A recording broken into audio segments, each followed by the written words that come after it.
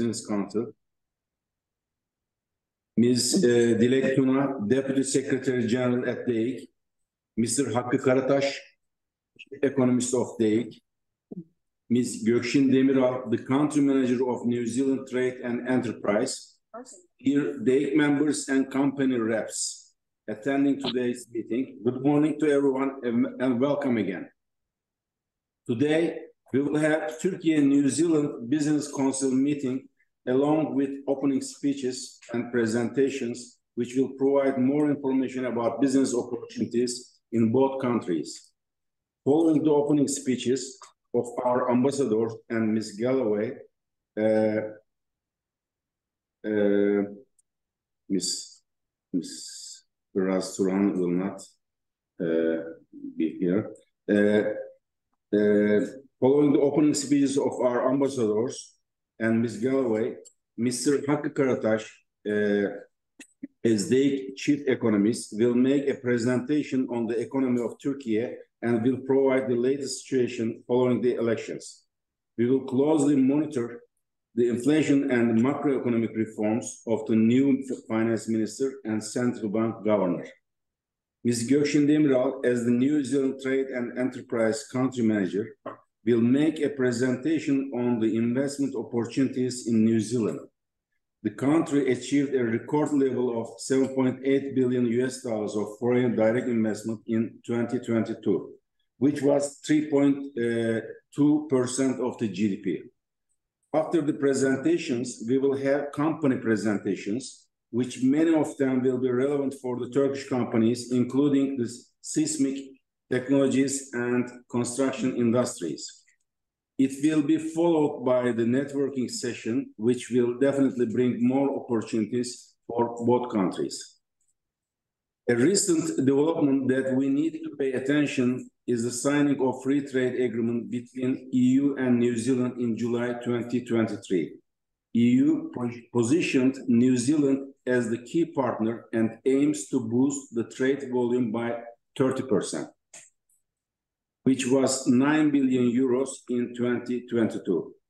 Sustainable development is identified in the agreement as well, which is first of its kind.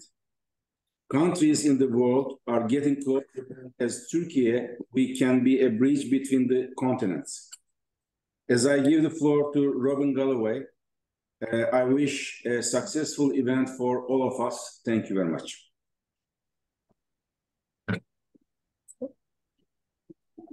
Good morning, everyone. Does that sound okay? Okay. It's a real pleasure to be here from New Zealand with our New Zealand friends, and we particularly welcome our ambassador to Ankara, Zoe Coulson, Sinclair, and also, of course, joining from Wellington, your Turkey ambassador, and it's a pleasure to have her here today. Today is about discovering new ways to connect and also in strengthening existing connections. History has a way of providing hindsight and insight for the way forward. And I feel that we cannot sit here today without acknowledging our collective history at Galloway. Now, this is a war that neither of our countries started, yet we both became involved, and it was a very sad and resulted in terrible collective of lives. I am also a tour operator, so my company, Innovative Travel, every year brings people to Turkey to remember that time. And it's really interesting when we bring the New Zealanders up here to the shores of Galloway, they really remember and reflect not only on our losses, but on your losses. So on behalf of all those who have visited and we who are here today, I want to say thank you for your warm welcome and your hospitality. And our clients always say to us how touched they are by the hospitality they receive from visiting your country. As we turn to the present, I want to acknowledge the New Zealand companies who have representatives who are here today. So we have, and these are the companies who will be making presentations. Robertson Seismic, who are obviously specialists in seismic engineering. On Guard Seismic Systems, and we have their representatives here today. New Zealand Certified Builders, Nick Farrelly talking about construction, and Becker Engineering. In the room, we also have James Gray from Hunting and Fishing, who also has a great knowledge of farming and agriculture in New Zealand, and representatives from New Zealand Visa Law. Joining us via Zoom are Jump Charging, which is a green energy company who actually are looking for some more investment and are very open to talking to Turkish companies. OSACO Group, which are doing a lot of work in international security and also recently opened in Africa. Gebruder Weiss, which is a transport and logistics company, and also Araha Pet, which is a pet food importer. We're actually importing cat food from Turkey to New Zealand. So all of these companies are here today because they have a genuine interest in either developing or continuing a business in Turkey. Now, New Zealand is a country with a seismic history. We are a country that shares this seismic situation in common.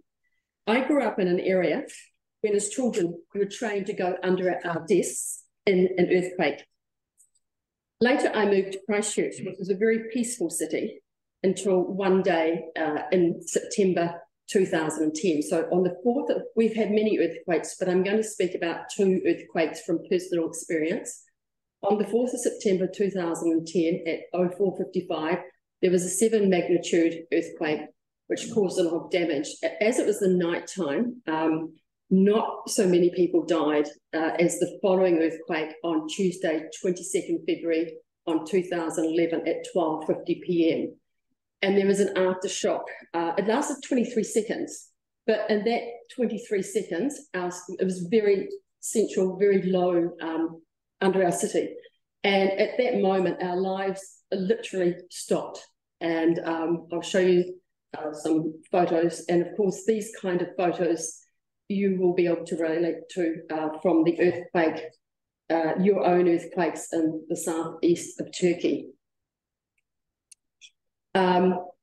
Having been present in the city, I was in the CBD, our office was in the CBD during that time.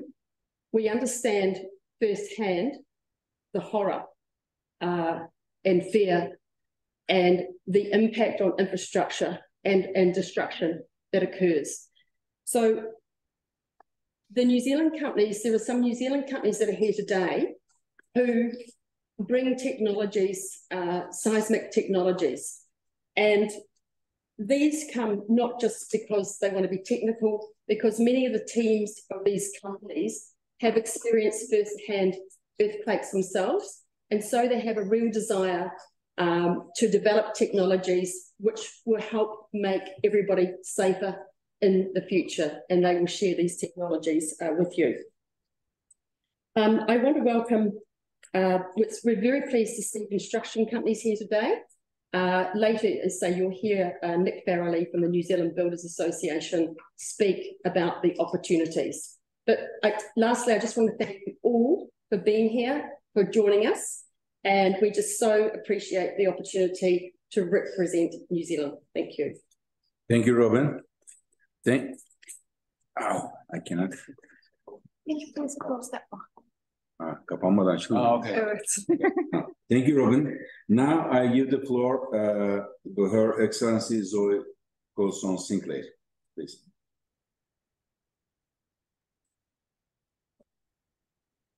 Inga mana, inga reo, e roi rangatira mā, tēnā koutou, tēnā koutou, tēnā koutou katoa.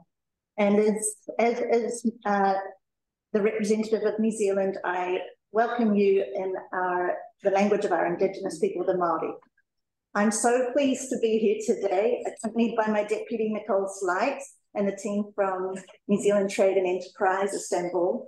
I'd like to thank you all for being here today. I'd like to thank you all for Emin, Hitay, and Robyn, Galloway, our respective business council heads for bringing us all together here, mostly in person, but I love the hybrid event. If there's something that we can take away from COVID, it's that this can work. And for the team at DEİK, Madam Tuna, for hosting us. Thank you so much. Lovely to see my colleague, Ambassador Ömür, also on the screen. We welcome the opportunity to get together and see where there are synergies between two countries, apparently far away, but with so much in common, as Robyn has just pointed out. There's a lot where we can learn from one another, potentially also do business together. But there is also a sad underpinning to today's meeting. And here I should like to express my condolences and my team's sincere condolences to those who have been affected and continue to be affected by the terrible earthquakes that struck the country in February this year.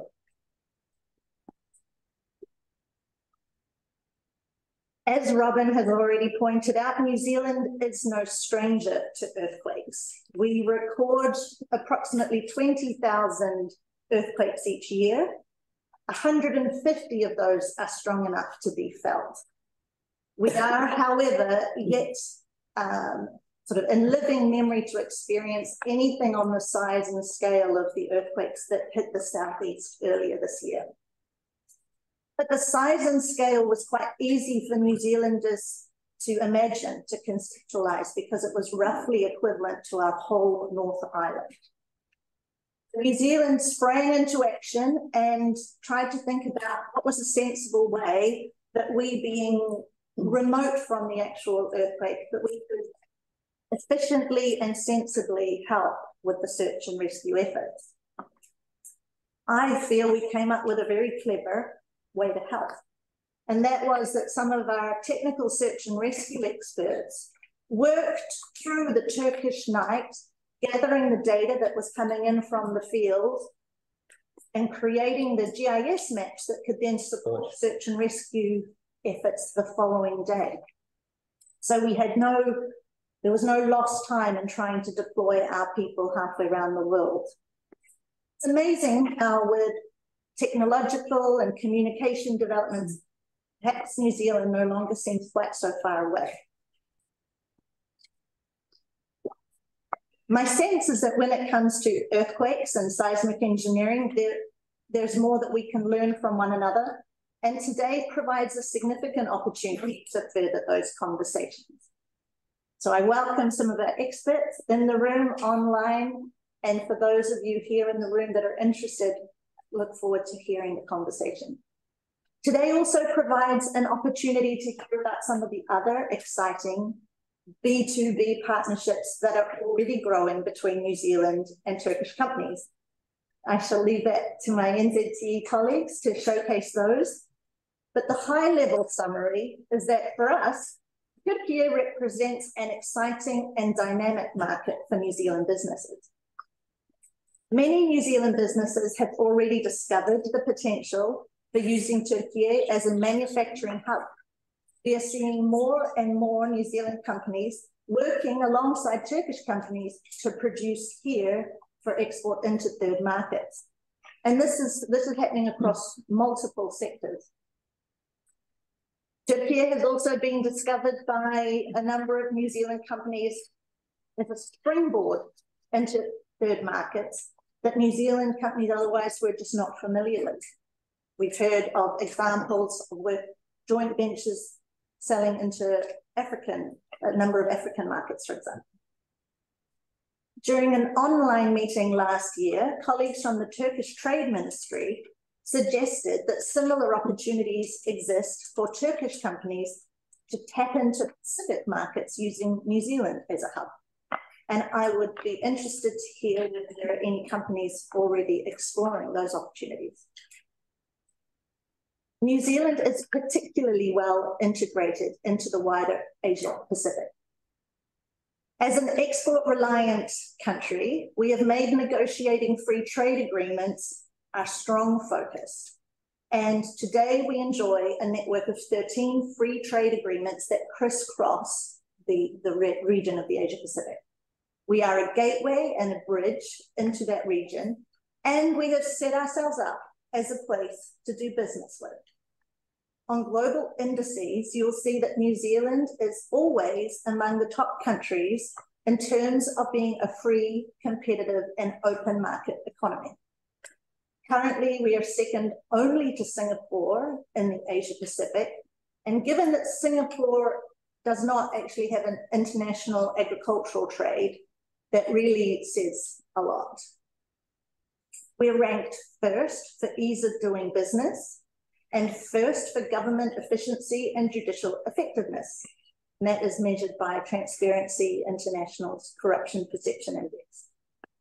So we try to find ways to make it still worth companies' while in overcoming that physical distance. We owe the strength of our economy and our reputation as a reliable global partner to the strength of those pillars. But it also helps that we have a trade-weighted average tariff rate of 2.5%.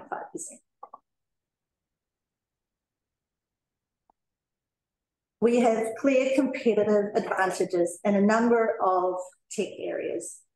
The list in front of me notes agri-tech, digitech, health tech, high-value nutrition, clean energy, advanced aviation, space, and of course, seismic, which we'll talk more about today. But with the exception of food and beverage manufacturing, we do have limitations on our domestic manufacturing. So that's what makes us dependent on global supply chains and offers a whole raft of opportunities for us to explore further. So let's get started. Kia ora, thank you for having us all here today, and I look forward to the further conversation. Thank you, Ms. Ambassador. Now I give the floor to Her Excellency Ömür Ünsay. Good evening from Wellington. I hope you do hear me. Kia ora, Yes. merhaba. Can hear. It's a pleasure to see that so many companies from both sides are around the table and online. Herkesi görmek çok memnuniyet verici. Last year I was there in that room also, but this year I couldn't make it, sorry. Bu yıl aranızda olamadığım için üzgünüm. Fakat online toplantıya katılmak da memnuniyet verici. I want to congratulate the co-chairs, first of all, Ms. Robyn Galloway and Mr. Emin Hitay for their excellent job they have delivered. Also, a special thanks goes to the DEİK Secretariat for their organizing this event very diligently. Thank you. You know, as the ambassador of the Republic of Turkey, my job is to promote Turkish economy and Turkish companies. And I'm happy to see that there is an increasing interest on both sides. Sometimes we receive very specific sectoral questions at the embassy, and then we ask the help of our trade counselor in Sydney. Unfortunately, we do not have a counselor in Wellington.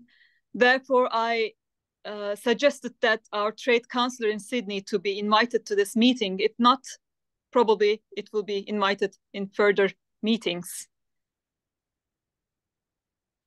So, you know, we are a contact point, kind of a contact point here in New Zealand for the Turkish companies and as well as the New Zealand companies.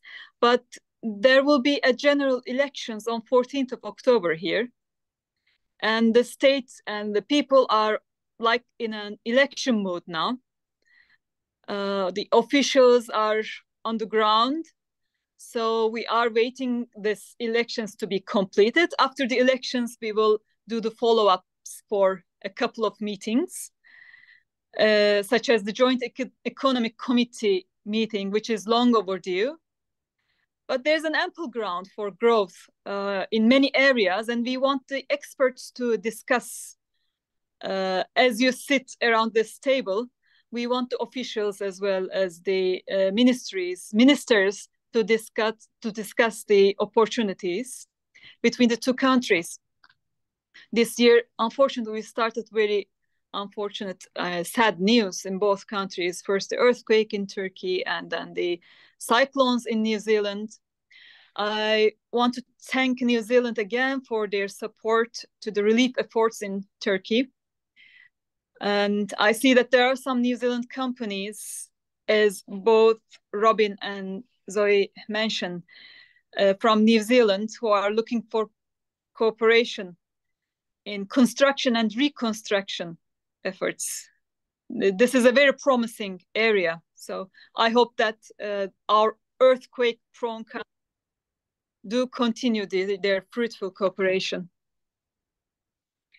I do not want to go in details, but I'd like to keep it short. There are very interesting presentations. Once again, our doors of the embassy, our emails and phones are all open to everybody. And if you happen to come to the embassy, we will welcome you with a Turkish coffee in Wellington. So thank you again.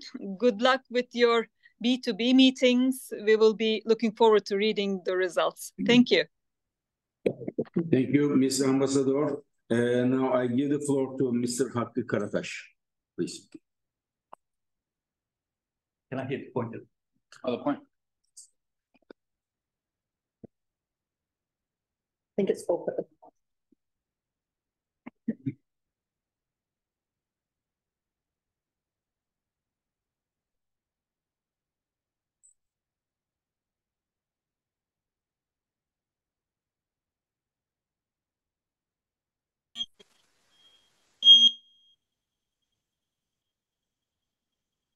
For the technical problem.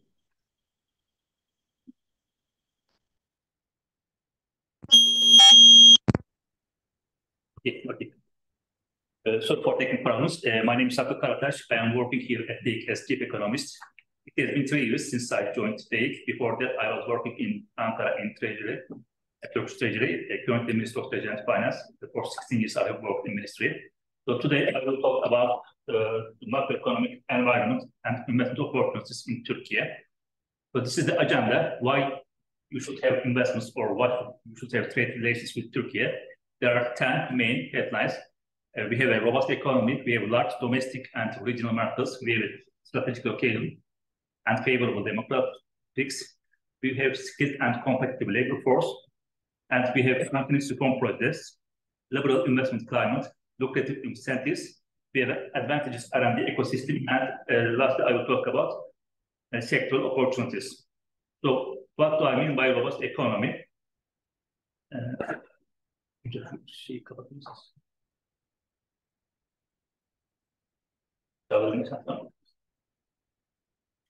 Okay. The ranking of Turkey in 2003 was 18th. We were the biggest 18th country in the world according to the purchasing power parity. And now, last year in 2021, our ranking is 11th. So we had a 7 steps increase in Turkey's ranking in terms of the GDP. So if you compare our average annual GDP growth rate between 2002 and 2022, so Turkey had a 5.4% growth rate. If you compare with peer countries, like these countries are usually East European countries like Poland, Bulgaria, Hungary, Romania, and Czechia. You see Turkey is coming first with a 5.4% growth rate within the last 20 years. So this is another representation. The blue bar shows the Turkey's performance, real GDP growth index. This index is taking hundreds in 2002, and you see we are outpacing most of the East European countries. And where does this growth come from? If you look at the contribution to GDP growth, we see that 74% comes from consumption. So we have a young population, and we are consuming, and 30% comes from investment expenditures, and exports are from 25%. Of course, imports are decreasing our current economic performance. So within eye-catching, we see that there is a 10.3% average annual growth in our exports. So Turkey has outpaced the world performance and increased its export volume from $36 billion in 2002 to more than $250 billion over the past 20 years. The blue bars show the Turkey's export performance, and the black line shows the world trade volume.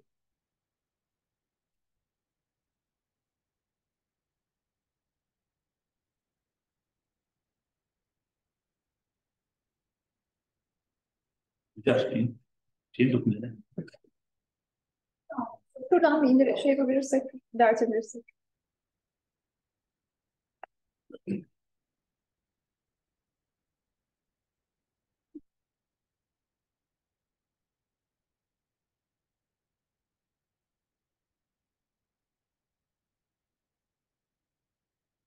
Biraz daha geri. Tamam, bir sonraki. Bir daha bir sonraki.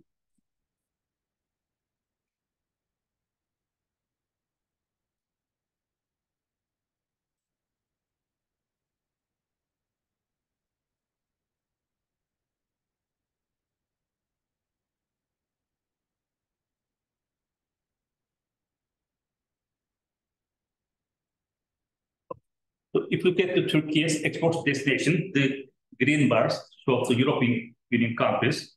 So Europe is our biggest trade partner, and in 2003, we had around 50% our exports go to Europe.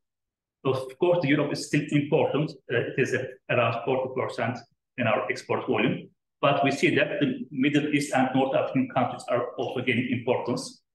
So the blue bars of the Middle East parties and the black lines, the black bars of the North America. So there's a slight decrease in North America's shares, but Europe is the biggest partner, and we see a significant increase in Middle East and North African countries.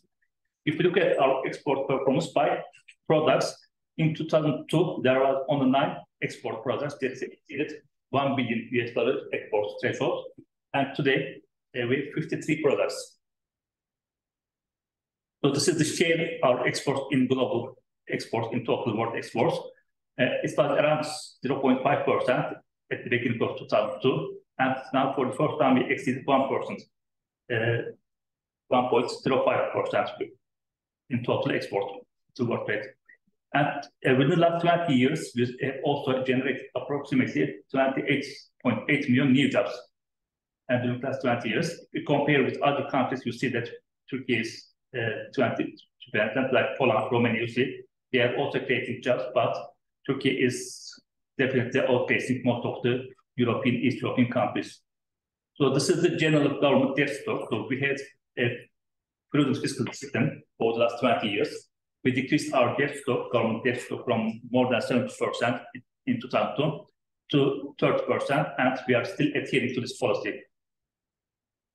So the second one is the large domestic and regional economy. So this is the GDP per capita. It was 3,581 in 2002. Now we exceeded 10,000 threshold. And this graph shows the GDP per capita in countries with population over 50 million. So Turkey is the 11th largest economy in terms of GDP per capita among countries with population over 50 million. So we have a high population. I'll talk about population later.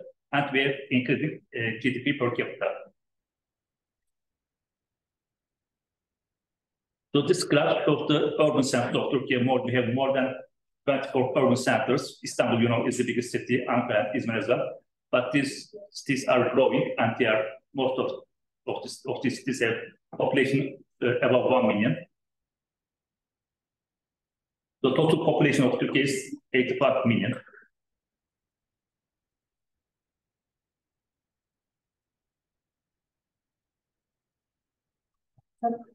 Çalışmaya devam ediyorum ben. İyi girdiniz araya. Çalışıyor şu an. And in addition to our domestic markets, you can also have access to 1 billion consumers. And most of them are from European Union, because we have custom union agreements with European Union. And you can reach around 456 million customers in Europe. And also we have free trade agreements with 28 countries. And you can reach another 476 million population in this region. So total you can reach more than 1 billion consumers who invest in Turkey. So the third one is the strategic location, you see. So Turkey offers easy access to 1.3 billion people and a combined market of worth 28 trillion GDP in Europe, Middle East and North Africa and Central Asia within a 4-hour flight radius. So we are in the middle of like Earth. We can reach to African continent, Asia and Europe. We are just in the middle. And Turkey's strategic location enables easy reach to markets across 16 different time zones from Tokyo to New York. And Turkish Airlines connects 342 destinations in more than 120 countries. So Turkey is also a hub for multinational companies. These companies are choosing Turkey as preferred hub for manufacturing, for export, as well as management. For instance, Toyota exports 85% of its production in Turkey.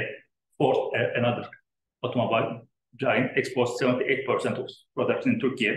Nestle, for instance, uses Turkey as a production base for MENA region, for Middle East and North African region. Both has its largest production facility globally in Turkey. And Turkey is also served as a management hub for several multinational companies. They are having headquarters in Turkey, and they are managing their operations from Turkey, like for 89 countries, for 32 countries, for Caribbean, for instance, countries. And another aspect of Turkish economy is favorable demographics. So the young and well-educated population of Turkey is a great asset, as investors are facing considerable challenges elsewhere in Europe, with aging and shrinking populations. Turkey offers excellent opportunities with its growing young and dynamic population, driving force behind a strong labor pool and a lucrative domestic markets. And Turkey's population was registered at 85.2 billion, and is expected to reach 8.4 billion by 2030 and 92.3 million by 2004, according to Turkish Statistical Institute. And we expect population to reach 93.5 million by the end of 2050. So we are still growing. So in terms of, in addition to that, in addition to young population and growing population, we have a skilled and competitive labor force. So Turkey's overall labor force is around 34.3 million people, which makes the country the second largest labor force in Europe after Germany. So the blue bar shows the population, the labor force. So Turkey comes second after Germany. In addition to that, average increase in our labor productivity, you see, our labor productivity increased between 2000 and 2021 by 3.4% within the last 20 years. Compared with OECD countries, in OECD, average labor productivity growth was 1.8%, so we exceeded OECD average. So we have universities. In 2002, there were only 76 universities in Turkey. Now we have 208 universities, and the number of graduates increased from 248,000 to 903,000. And continuous reform progress. In 2001, we established Coordination Council for the Improvement of the Investment Environment. And Mr. President Recep Tayyip Erdoğan is the head of this council. So we are coming together with related government institutions and with NGOs like DEİK or TÜRKİYE or NewZealand. We are coming together. So we are discussing what can be done in terms of improving the investment environment here in Turkey. So we did a lot of reforms. You can see in your sections, we have investment office. We have established investment office in 2006. In 2008, we changed our social security system. So I will now reduce the corporate tax rate. It was 33%. We reduced this 20%. So we did a lot of reforms. We introduced new FDI law, new banking law, new insurance law. We upgraded investment incentives, and we are still doing this. We have established new capital market laws. So beginning from 2001 up to now, we did a lot of reforms to improve our investment environment here in Turkey. So as a result of this reform process, we reduced the number of days to set up a company. In Turkey, we need just 7 days to set up a company. If you compare with other countries, for instance, in South Africa, it's 40 days. So Turkey is the least country in terms of this indicator. And FDI restrictions index is the index by OECD. It takes a value between 0 and 1. If it's close to 0, it means that we are open to FDI. You see Turkey's score is 0.05. Again, if you compare with other countries, it's very favorable. And ease of doing business change in our score. We jumped from 32 among 190 countries. And we have liberal investment climate. So no barriers for FDI. a foreign company can invest, like a Turkish company. They are subject to the same law. We have strong protection for domestic and foreign investors. Again, there is no discrimination between foreign investors and domestic investors. And investment legislation is simple and complies with international standards by offering equal treatment for all investors. We have bilateral agreements with 86 countries for promotion and protection of investments. And we have double taxation prevention treaties, again, with these 86 countries. And we have social security agreements with 34 countries. And incentive system is again lucrative. We have one of the most competitive investment incentives regime in emerging markets. We have a tailored and complete package for both greenfield and brownfield projects in manufacturing services and R&D. Again, we have equal treatment of international and local investors, so the incentive system is again the same for local and domestic investors, for foreign and local investors. And the incentives are growing each day, and they are available in various sectors and scales for large projects, for small size enterprises, etc. We have different incentives. And we have 30 and 58 incentive certificates issued for international investors. And the amount is 22.6 billion in 2020.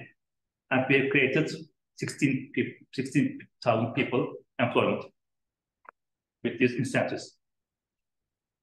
And R&D ecosystem, we have advantage R&D ecosystem. And the Turkish government has set the target of increasing the R&D investments within the overall public investments, public budgets to 2%. Currently, it is slightly above 1%. And we were aiming to increase this number to 2%.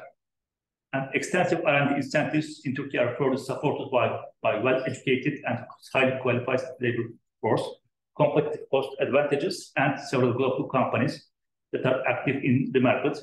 And all this together form a dynamic ecosystem in Turkey, R&D ecosystem in Turkey. This is the number of researchers. Again, if you compare this with other countries, the brown bars of Turkey's number of researchers. This is the gross domestic spending on R&D. Again, you see the brown, the top line is Turkey. We are outpacing most of the European countries. Poland is doing also well after Turkey. So some companies have R&D operations in Turkey, like Ford, Fiat, Bosch. These are the biggest companies in the world. They have chosen R&D operations. They are managing their R&D operations from Turkey.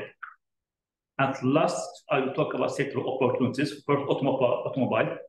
Automobile is Turkey's is the fourth largest automobile producer in Europe. And 13th largest producer in the world. And machinery is the second important sector. Turkey's total export volume of Turkey's machinery industry is $22.7 billion in 2022.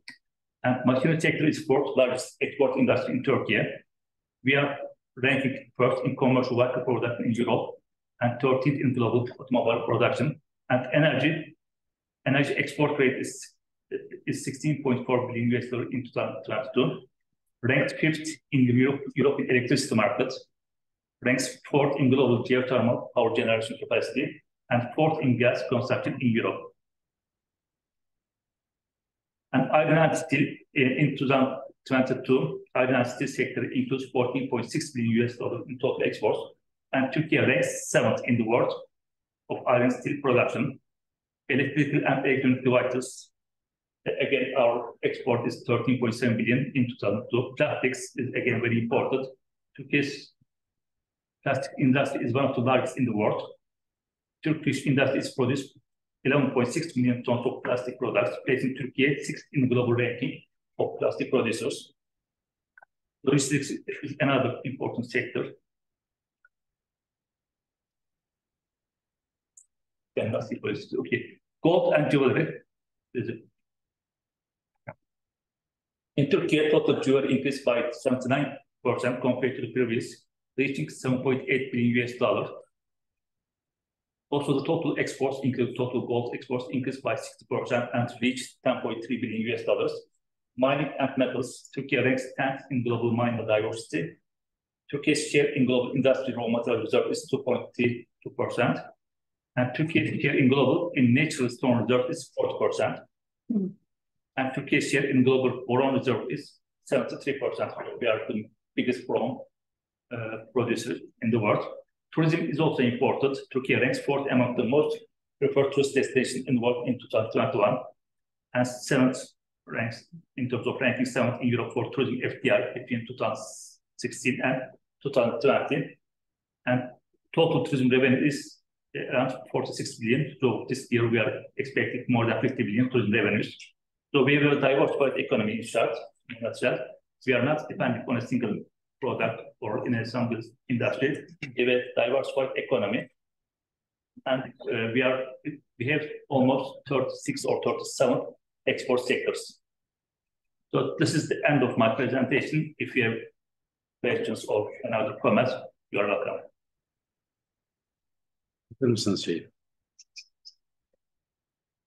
Thank you, Hakkı Bey. Now I give the floor to Ms. Gökşin Demiral.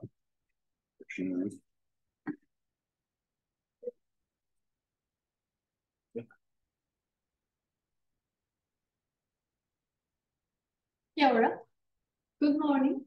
Your Excellencies Coulson, Sinclair, Ömür Hanım, Robyn and Emin Bey, the chairs of the Turkish-New Zealand Business Council. It's been great to be a part of this event this morning. We are trying to support the activities of the Turkey-New Zealand Business Council always. So we are very glad to be a part of this organization. First of all, I would like to give information about the New Zealand Trade and Development Entity.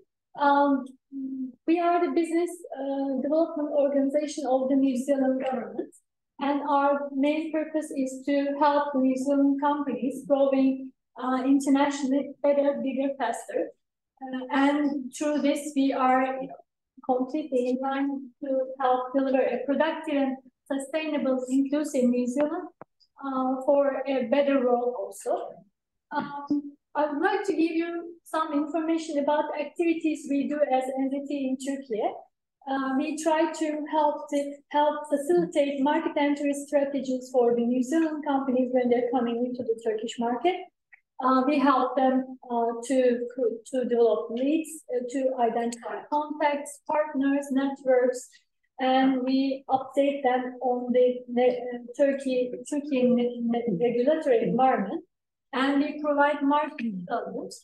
I'm very glad to see, for example, there is a company organizing exhibitions in industrial now. And for example, one of the New Zealand companies, I was planning to visit that exhibition by the end of this month.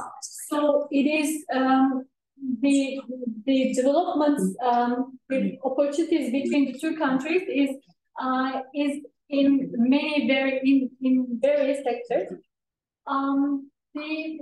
As entity, we are mainly working with over 5,000 New Zealand companies, exporters in the country, and 1,001. And we help them to navigate in international markets.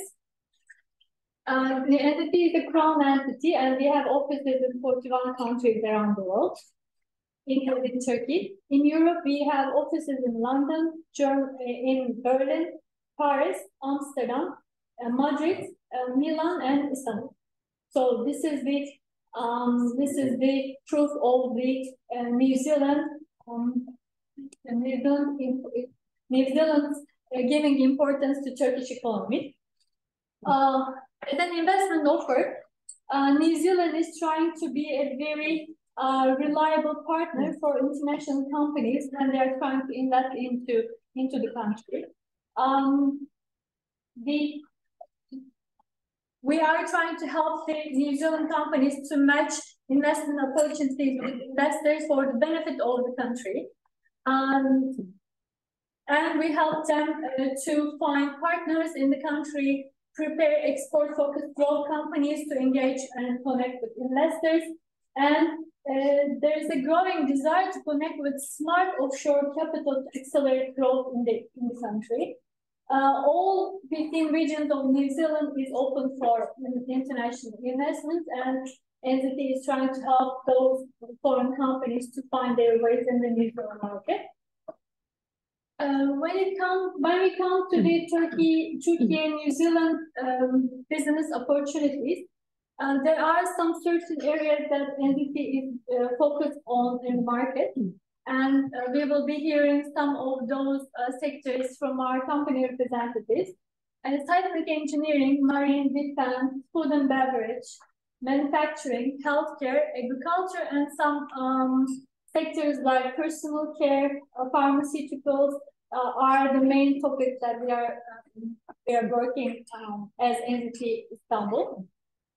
I would like to say that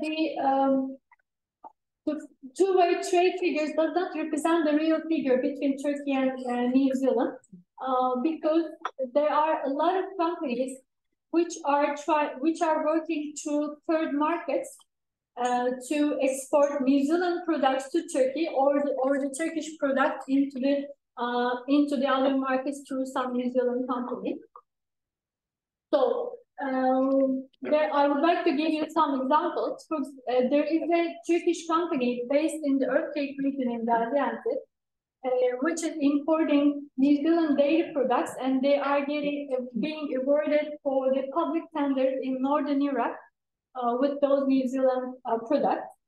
There are some New Zealand companies that are supplying their spare parts from Turkey and sending it to third markets, including Africa and some Central Asian countries. New Zealand companies are supplying Turkey-made spare parts to their distributors in USA and Europe. And although we cannot import New Zealand meat into the Turkish market, there are some Turkish companies using New Zealand meat in their restaurants in the UK, or even some of the meats that you can have in Turkish Airlines are coming from New Zealand.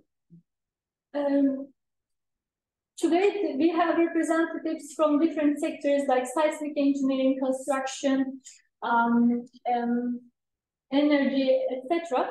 And those companies have a great possibility to complete some joint projects in New Zealand and Turkey, especially we believe in schools and hospital projects in New Zealand, the public regional healthcare centers in Turkey, and for example, Asian Development Bank projects in the third markets is a very important topic because Turkish construction companies are very successful in the Asian Development Bank construction projects in Asia, and New Zealand companies are very active and successful in the consulting projects of Asian Development Bank, which means two sides can explore projects in the Asian market together. We as New Zealand Trade and we as entity have prepared a report on the geothermal opportunities between Turkey and New Zealand, and some companies are doing great projects around this. There are some New Zealand software companies active in the geothermal projects of Turkey. Food security is a very growing market all around the world, and New Zealand is very strong in food and beverage production, also Turkey. So food security is also one of the sectors we believe that we have worth exploring. In manufacturing partnerships, as Zoe also stated, there are increasing number of New Zealand companies coming into the Turkish market, either supplying spare parts from Turkey, or producing or including Turkey as their supply chain partner in the region. So we as entity are receiving increased number of inquiries from New Zealand companies to work with Turkey companies in this manufacturing space. These are some of the New Zealand companies that have been actively doing those sorts of projects in Turkey markets. For example, Hamilton Jet is supplying a lot of jet propellers to even the Turkish Army, Coast Guards and Army. So, and the other companies are also doing great projects in Turkey.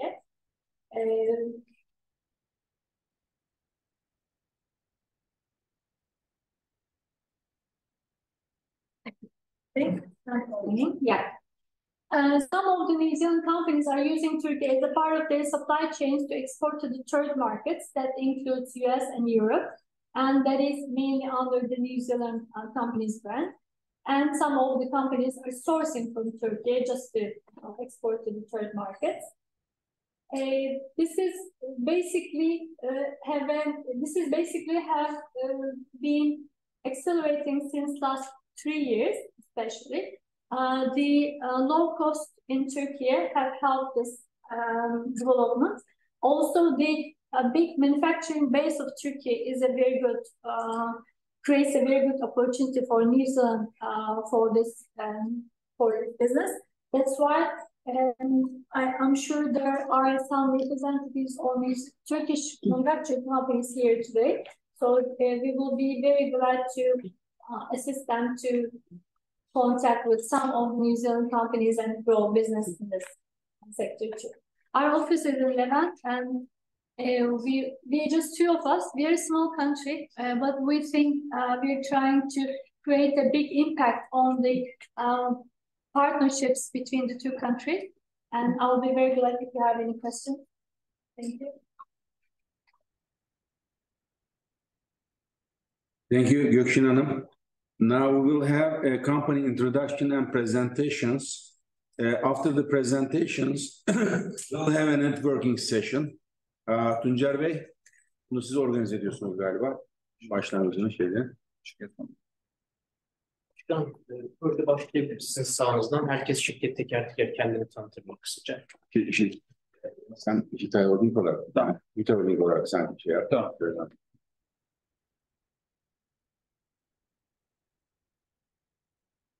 Hello, everybody. Good morning. My name is Caner Yılmaz.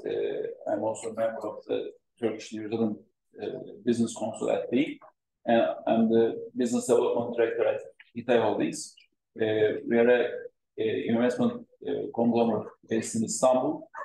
We have assets in online gaming, IT, and technology.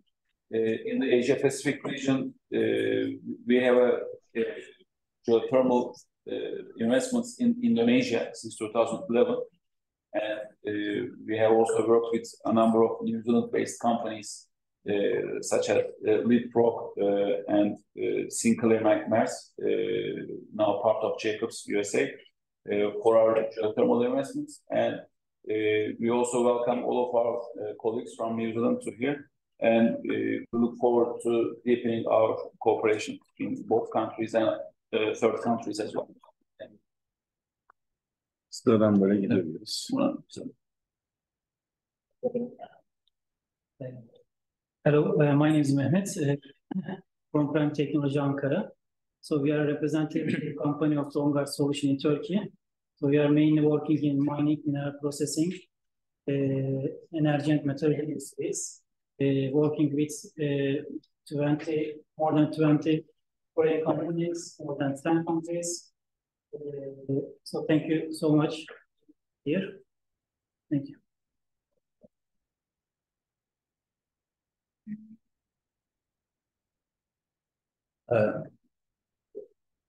His Excellencies and dear guests, welcome today. My name is Mahmut Er, Petrol International Exhibitions. We organize trade shows since 25 years, initially in Central Asia, Kazakhstan, and Dubai, Moscow.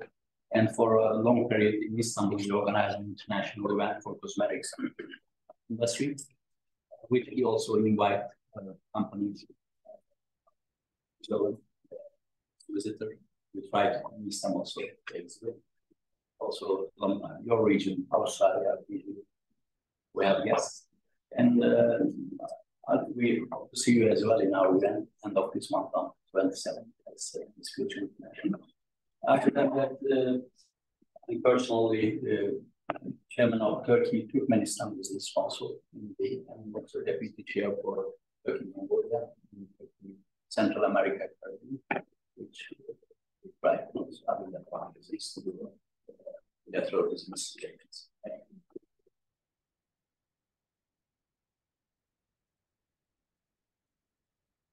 Your Excellency, honorable chairmen of the business councils from New Zealand and Turkey, and DEİK officials, thank you for organizing this nice event.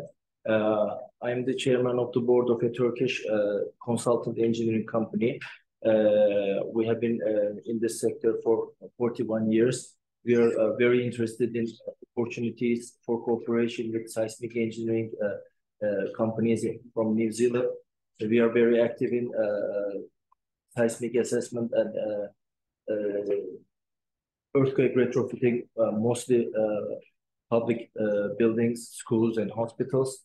In Turkey, we have been involved in many projects funded by World Bank, Islamic Development Bank, European Development Bank, Asian Development Bank, etc. We are also interested in cooperation opportunities with New Zealand companies for Asian Development Bank projects in third countries.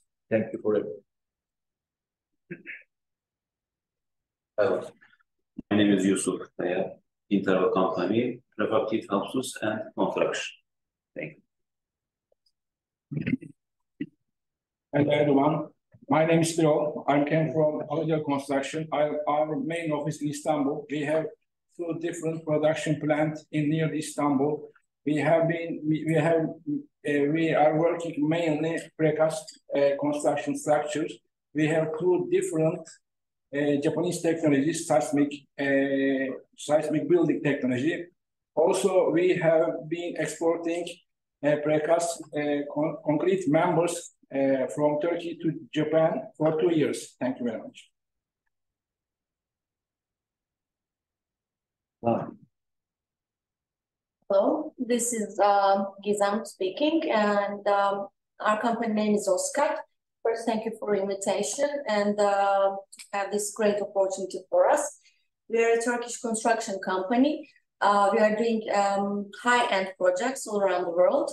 Currently, we have a project in Azerbaijan, Moscow, Montenegro, and Serbia in Belgrade. Usually, we are making the hotels, high-end project luxury houses, and etc. And we are working turnkey projects from beginning to end, and our clients can enter the house directly and just start to live. And we are happy to have some opportunities because New Zealand will be very interesting and new market for us. So thank you for the invitation and thank you for listening.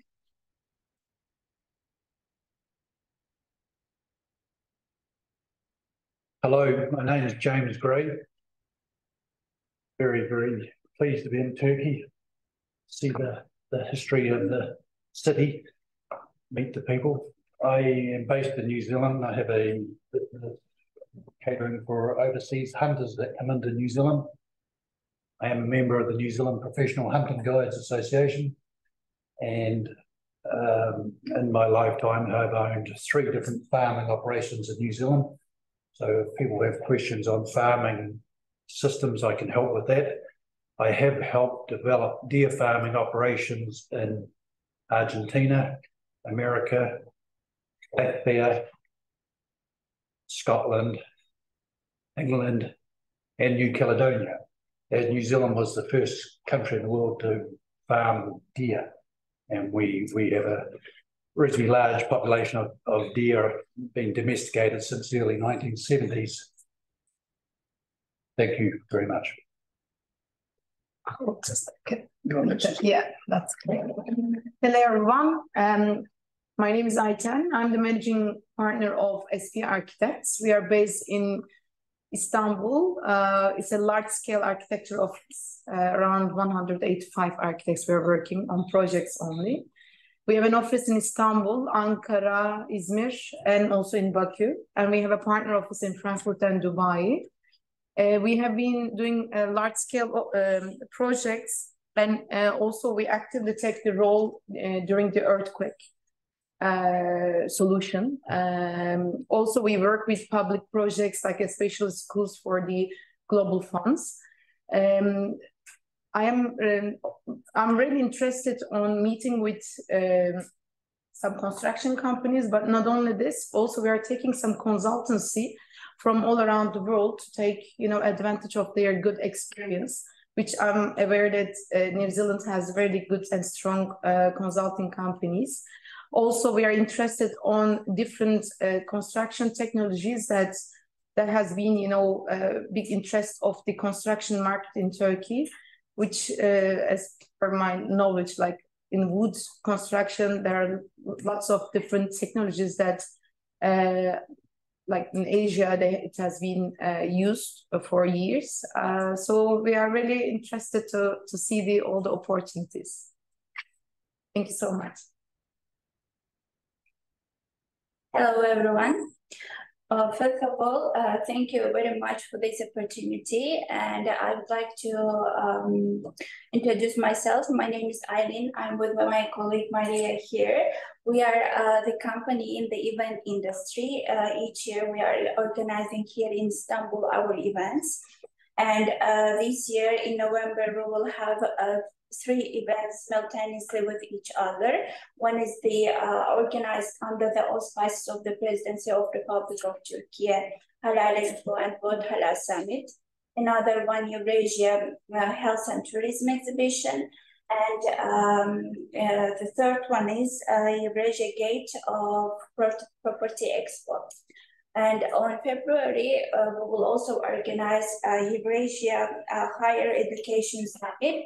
So our target and aim to be here is that hope we'll have participation from New Zealand.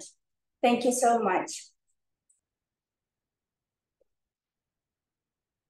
Hi, my name is Mohamed Kuru.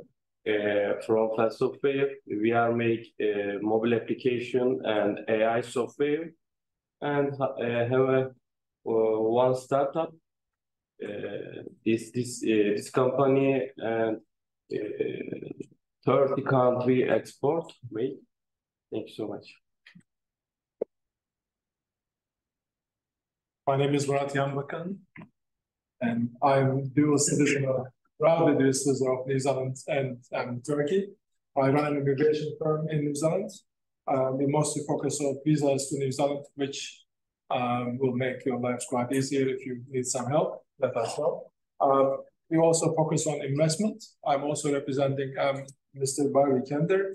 He has a construction company called Kender Construction that he's really interested to invest in New Zealand. And thank you so much for the opportunity.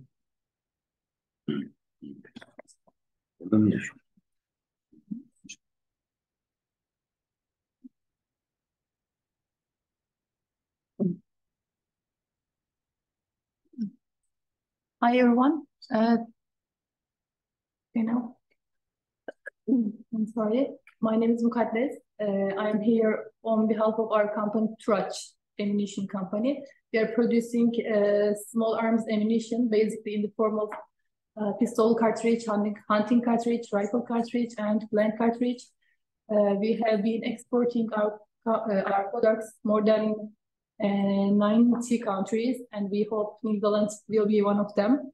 We hope to have this opportunity. Thank you for giving us this opportunity. Thank you, everyone. Okay.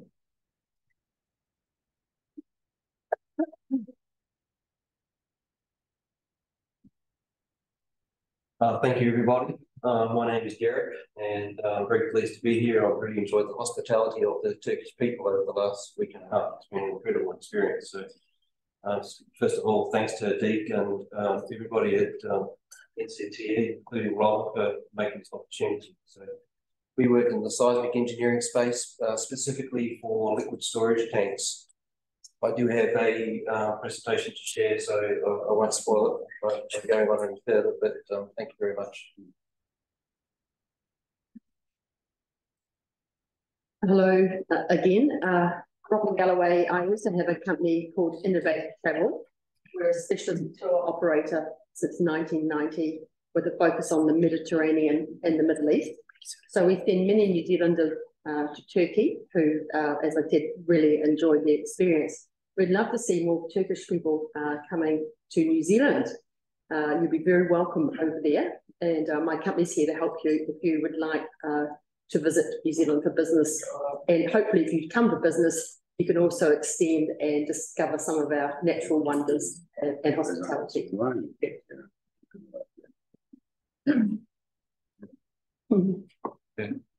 Our online representative can introduce themselves. Okay, well, I might just... Our first presenter from New Zealand is Robyn Seismic, who is specialist in base insulators. And we have Alan Park, who will present.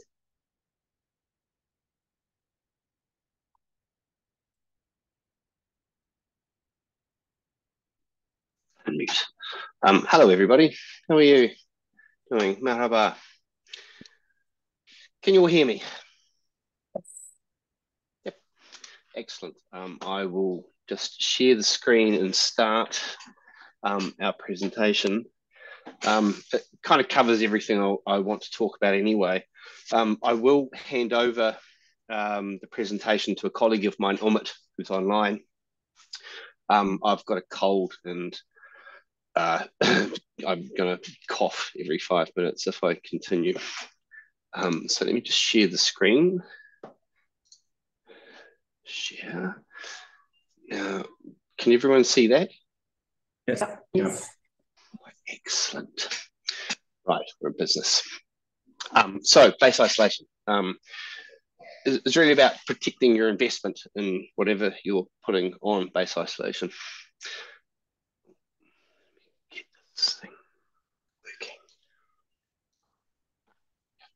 working. So who are we? Well, I'm Alan Park. I'm the CEO of Robyn Seismic. I have a Master's of Engineering degree from University of Canterbury. And I classify myself as a base isolation and low damage design specialist. That's really the field that I work in. I first worked in construction industry around about 1996 following graduation, which was, I round it down, not up these days. So some 20 years ago. I started as a technical advisor and a unit designer for Robinson. And I've consulted, designed, tested, supervised, installed hundreds of base isolated buildings around the world. I've since bought the company, Robyn Seismic, as a part owner. And I was formerly a shareholder and owner of Holmes Consulting Group, which is a design consulting firm in New Zealand. At this stage, I'll hand over to my colleague Ömür, who will walk you through the rest of the presentation. And he'll do it in Turkish, which makes life easy for you all. Ömür. Herkese merhaba. Eğer sorun değilse ben Türkçe devam edeceğim.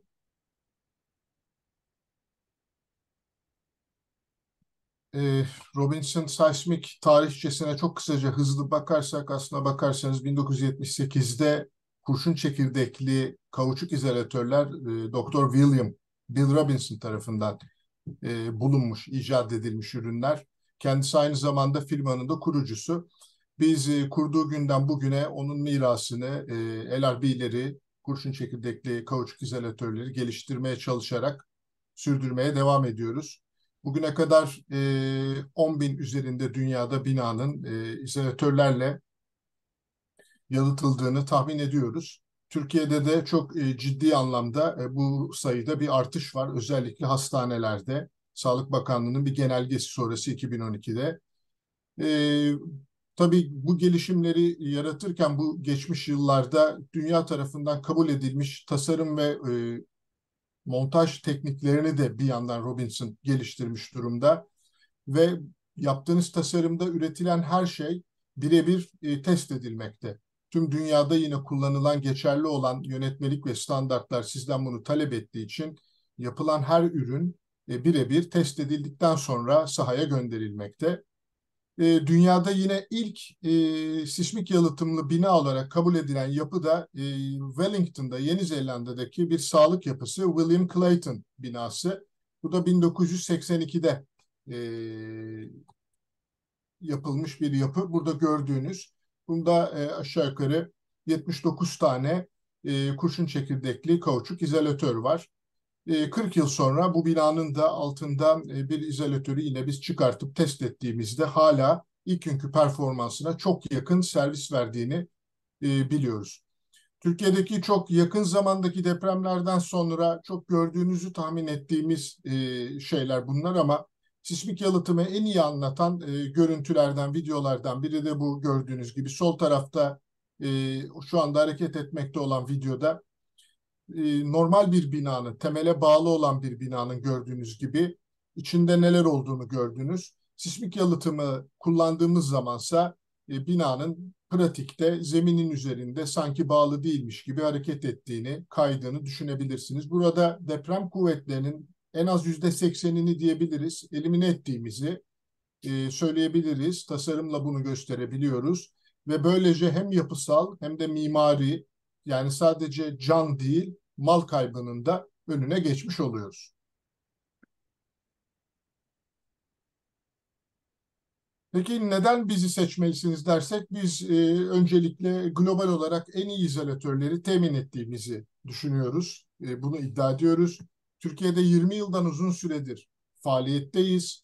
Türkiye'de bir distribütörümüz var, Mehmet Emre Özcanlı, MK Mühendislik. Sıfırdan son noktaya kadar montaj dahil tüm hizmetleri sunmakta ve çok iyi ilişkiler geliştirmiş durumda tabii ki sektörde. Türkiye'de büyümeyi düşünüyoruz aynı zamanda. Burada yerel olarak üretim yapma hedefimiz var. Bu konuda da somut adımlar atmış durumdayız. Tasarım tamamen kendi içimizde süregelen bir aşama. Burada ben Türkiye'de bir Türk olarak bulunarak özellikle Türkiye'deki ve çevre ülkelerdeki projelere bir fiil destek vermekteyim. Tasarımda en doğru izolatörün kullanılması, en doğru sistemin kullanılması adına her aşamada projecilerle, danışmanlarla birlikte çalışmaktan keyif alıyoruz ve bu şekilde felsefemizi bu şekilde yürütüyoruz. Aslına bakarsanız amacımız en iyi tasarımı yapabilmek, oluşturabilmek ve buradan en iyi performansı alabilmek. Dolayısıyla burada teknik olarak öncelikle tasarım ekipleriyle ciddi anlamda bir ilişki içindeyiz. Kendi ürettiğimiz bu ürünler dışında piyasadaki tüm alternatif izolatör ürünlerini de gayet iyi biliyor, üretebilme kapasitesine sahip olduğumuz için, aynı zamanda Ar-Ge yaparak geliştirdiğimiz için sizlere en iyi sonucu, en iyi çıktığı verecek olan ürünü tavsiye ediyoruz.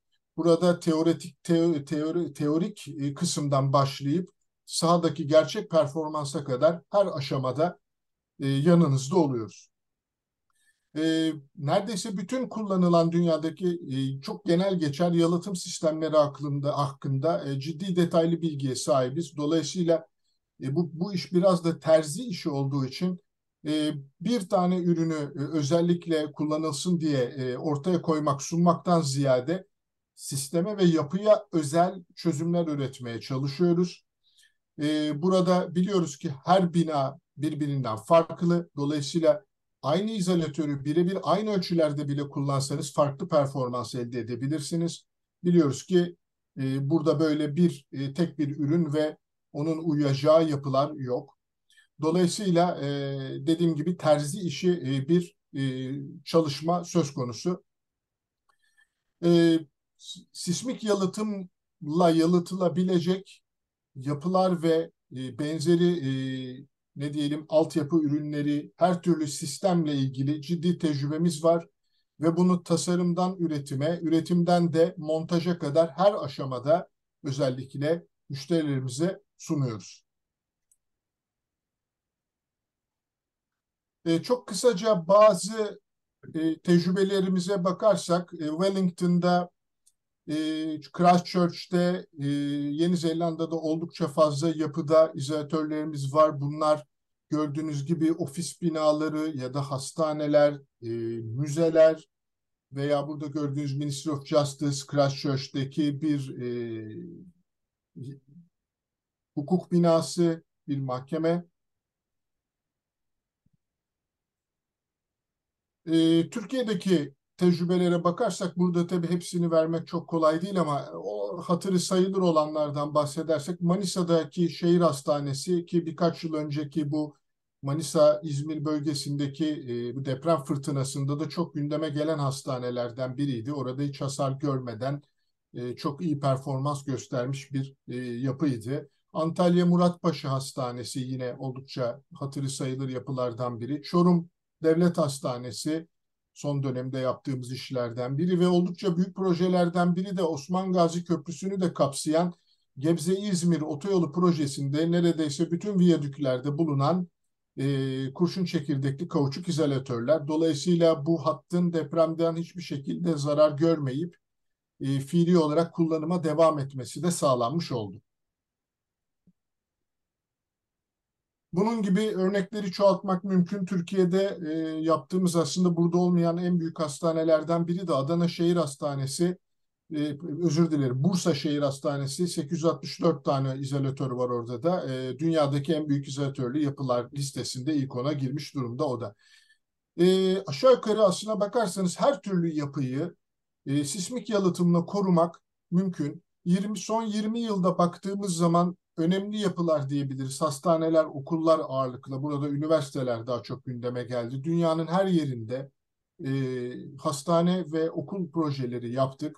Tarihi binalarda çok fazla sayıda kullanıldı. Türkiye'de de bazı tarihi yapılarda sismik yalıtım ürünleri kullanılmaya başlandı. Yeni Zelanda'da, Kanada'da şu anda var bir projede. Çok ciddi bunlar kullanılıyor.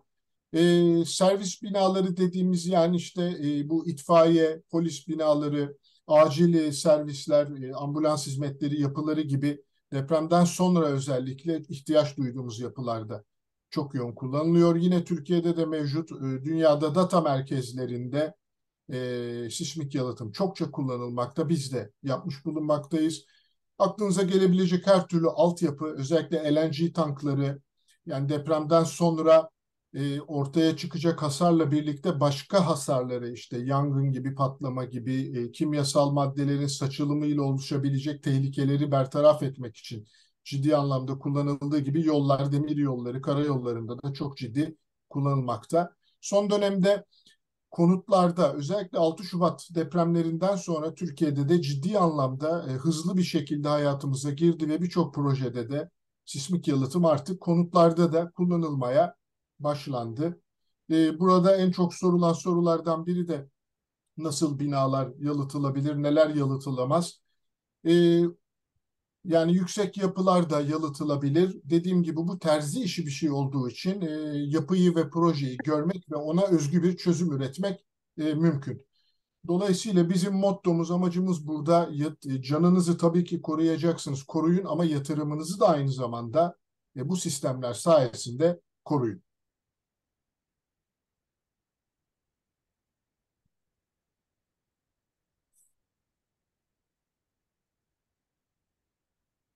Alan, we can move, I think. Evet, sona doğru gelirken Türkiye aslına bakarsanız neredeyse %100'ü deprem tehlikesi altında olan bir ülke.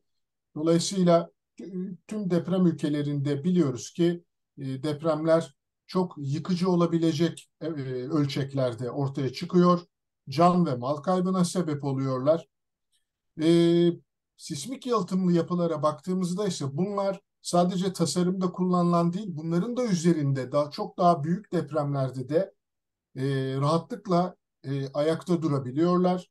Depremlerden sonra gelen, o büyük depremden sonra gelen, bu 6 Şubat'tan sonra aylarca o bölgede yaşadığımız arkadan gelen artçı sarsıntılarda, deprem fırtınası dediğimiz süreçlerde hiçbir şekilde zarar görmeden servis vermeye, ayakta kalmaya devam ediyorlar.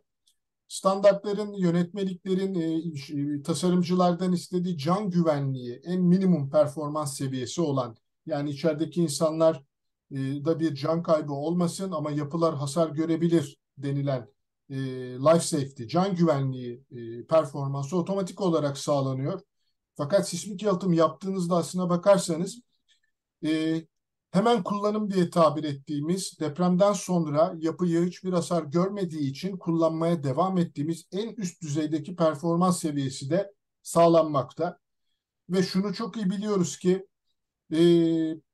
Türkiye'de tüm deprem ülkelerinde olduğu gibi her an ülkenin herhangi bir yerinde çok yıkıcı büyük bir deprem olabilir. Tek bilmediğimiz şey bunun ne zaman olacağı. Dolayısıyla artık burada tarih tekerrür ediyor. Yani artık burada çemberi kırıp bu önlemi alıp kendimizi korumamız gerekli. O yüzden öncelikle hızlı bir şekilde tavsiye almak ve tasarımları belki de artık sismik yalıtımlı yapmayı düşünmek zamanı geldi diye düşünüyoruz biz de. Birçok proje şu anda aslına bakarsanız Türkiye'de de dünyada da böyle yürüyor ve sismik yalıtım yaptığınız zaman üst yapıda özellikle bazı maliyet avantajları da karşınıza çıkmaya başlıyor. Yani üst yapınızda ciddi anlamda bir dediğim gibi az önce deprem yüklerini %80 oranında en azından azalttığınız için bir tasarruf etmeye başlıyorsunuz. Bunun yanı sıra sismik yalıtımın maliyeti çok soruluyor. Yapının büyüklüğüne göre %10'u, 12'yi geçmemekte. Yapı büyüdükçe bu maliyet %5'lere kadar düşmekte. En büyük konulardan biri depremlerden sonra hasar gören ve yıkılan yapılarda sigorta şirketlerinin ciddi külfetler, maliyetler altına girdiği ve bundan sonra görülen en klasik şeyin de bir sonraki yıl tüm o ülkede tüm sigortalanan binalardaki prim seviyelerinin ciddi anlamda artmaya başlaması. Oysa birçok sismik yalıtımlı bina yapan ülkede olduğu gibi bu teşvik edilirse sismik yalıtımlı yapıların sigorta bedelleri çok çok ciddi anlamda düşmekte. Bu da çok ciddi bir şekilde yine sismik yalıtımı teşvik etmekte. Son olarak biz sismik yalıtımlı binalarda özellikle tasarımda bu İngilizce'de 3R diye tarif ettiğimiz bir şeye bakmanızı öneriyoruz. Robustness, sağlamlık, redundancy, saklı, ek kapasite ve resilience yani dayanıklılık. Bir sismik yalıtımlı bina aldığınızda diyelim bu 3R yani sağlamlık, ek kapasite ve dayanıklılık standartta alacağınız şeylerin yanında aslına bakarsanız gizli olarak en başta size gelmiş oluyor. Dolayısıyla en başında planlayıp can ve mal kaybını önlemenin yolu çok basit. Sismik yalıtımı hayata geçirmek. Olabildiğince kısa bir şekilde özetlemeye çalıştım. Dinlediğiniz için çok teşekkür ediyorum. Bizler Türkiye'deyiz. Mehmet Bey ve ben. Alan Yeni Zelanda'da bize istediğiniz zaman bu adreslerden ulaşabilirsiniz. Sorularınız varsa Alan'la birlikte cevaplamaktan mutluluk duyarız. And that's us. Teşekkürler. Thanks, Ömür. Thank you. Thanks very much, Ömür and Alan, for a fascinating presentation and very informative presentation. We're now going to move to Derek from On Guard, who is here, and he'll talk about their specialist seismic protection mechanisms. Aynı şey değil mi?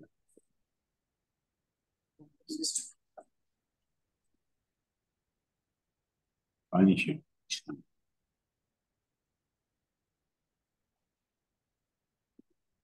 Hı?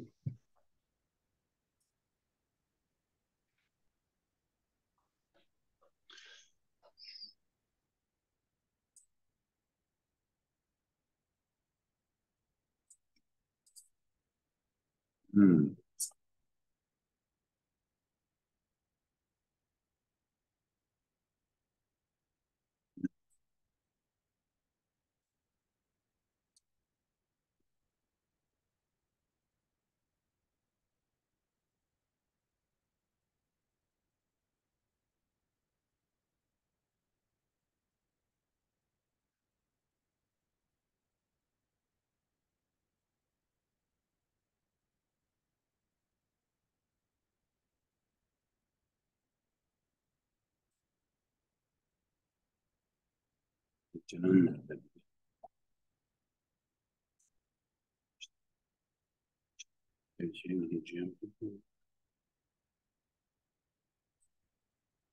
Cool. Thank you, everybody. Thanks for the opportunity again to present here. I really appreciated the presentation from Robyn and there'll be some common language used here. I think those guys are doing some great work in this space and in buildings. And I'd like to think that in the liquid protection space, we can follow along in similar steps. So the OnGuard system was created back in 2013 following a 6.5 magnitude earthquake in Marlborough in central New Zealand. So this particular region in New Zealand is renowned for its wine, and there's a vast amount of wine stored there. So our founder, Will Lomax, is a structural engineer, and he was on site at the time in a winery, and he experienced firsthand the effects of an earthquake around liquid storage tanks as he had wine gushing out over his boots. So as a structural engineer, he decided that that wasn't good enough, and as an industry, we needed to do better. So he and his team of structural engineers then developed the OnGuard system that we have today.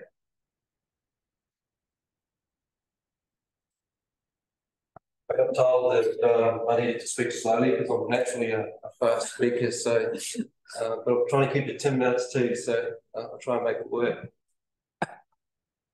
So OnGuard does not sell bolts or devices. We don't sell just a product. We're a system. So I'm sure the people that work in the structural engineering space will understand what that means is it has to be about the system. So we look at the foundation and we look at the structure of the actual tank itself.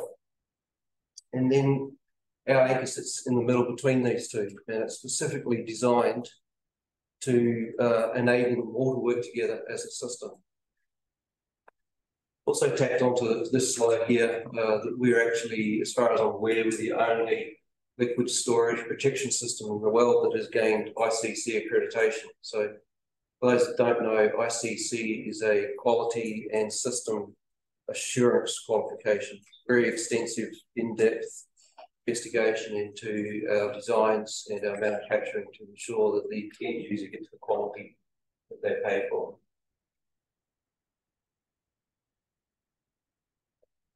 So, as I said, OnGuard was designed and developed by structural engineers, and once again, the structural engineers in the room will understand what I mean when I say codes are designed on life safety. So when it comes to buildings and structures, that is very important because there's people inside them. But in our space, that's not good enough. The code is currently written for liquid storage tanks. API 650 is the most common code. It's actually written to allow for damage as a means of absorbing earthquake energy. But as you can imagine, with some of the products that are stored in storage vessels here in Turkey, that's not acceptable. We can't have those products coming out and literally going down the drain. So what our engineers have done is investigated and plugged holes, deficiencies in the design codes that are being used. And because of the work that we have done in this space, API 650 Steering Committee contacted us and has invited our founder, Will Lomax, onto the committee. Will's very passionate about protection from earthquake damage, and it's his life's mission to get the codes updated so that the kind of scenes that we saw in New Zealand in the liquid storage space doesn't occur again. How does our system work? What is it? So over on the right-hand side of the screen, you'll see a series of our anchors welded to the size of a tank. Underneath that anchor casing is a stud that's embedded into the slab, so that's where it's anchored. But inside the casing excuse me, is where the magic happens. There's actually it's not playing. There's actually a video embedded into here so essentially what happens is in an earthquake when the tank is tipping, as the anchors on the tension side are yielding in tension, just like a normal hold down stud or a bolt would stretch or yield. But the magic of our system that you can see in the middle there is the yield pin that we call it, or fuse, is captured within the casing. And then as the load comes back down, compresses once again, it yields in compression. So then as the tank goes through its cycles, it's cycling up and down and up and down. And the earthquake energy is simply absorbed in that yield pin, doesn't get transferred through to the tank walls, which is very important. So up until, as I said, that's when On Guard started. Up until 2016, late 16, On Guard system was installed at 9 different sites in Marlborough. Around 3,000 anchors were in the ground, and then another earthquake hit. This one was a 7.8. I was 3 hours drive away and my swimming pool was empty. It was a very significant event. So these are some of the scenes that Will and myself saw in Marlborough when we went over there. Those particular tanks there, each one of those tanks are over $1 million worth of wine. There was multiple tanks that site that had gone. This picture here is an interesting one. Many may recognise it. It's the what we call the steak and cheese option. It's just a standard anchoring system that you've seen around the world. Essentially, that stud that you can see there has pulled up when the tank has rocked sideways and it's stretched. Those studs like that, they are then deemed to be useless. They're no longer securing the tank, and they may even fracture. So there's another example of it. That one there has completely broken and fired out the top. So these things were everywhere, but as you can imagine, those sites that had installed our anchoring system were very pleased with the results, and their neighbours were looking on wondering perhaps they should have done the same thing as well. So it certainly signals change. There was a large amount of tanks that ended up going to scrap.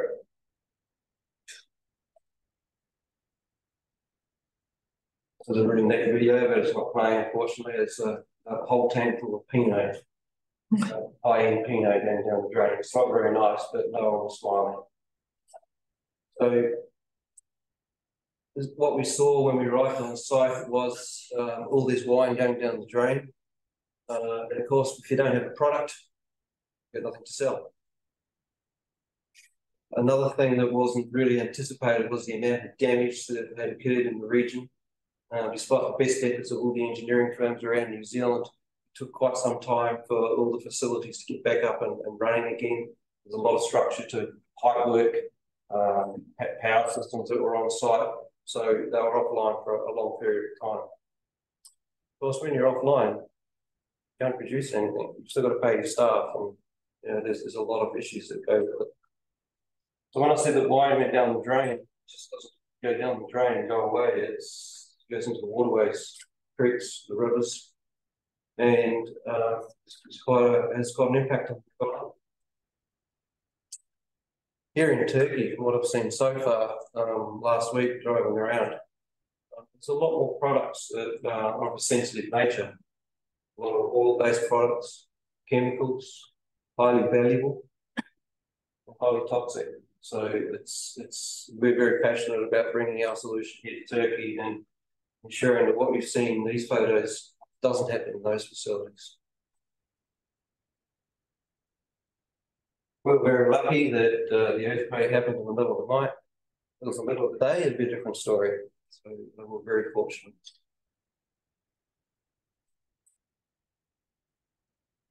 So we are spreading around the globe as news of our solution is heard.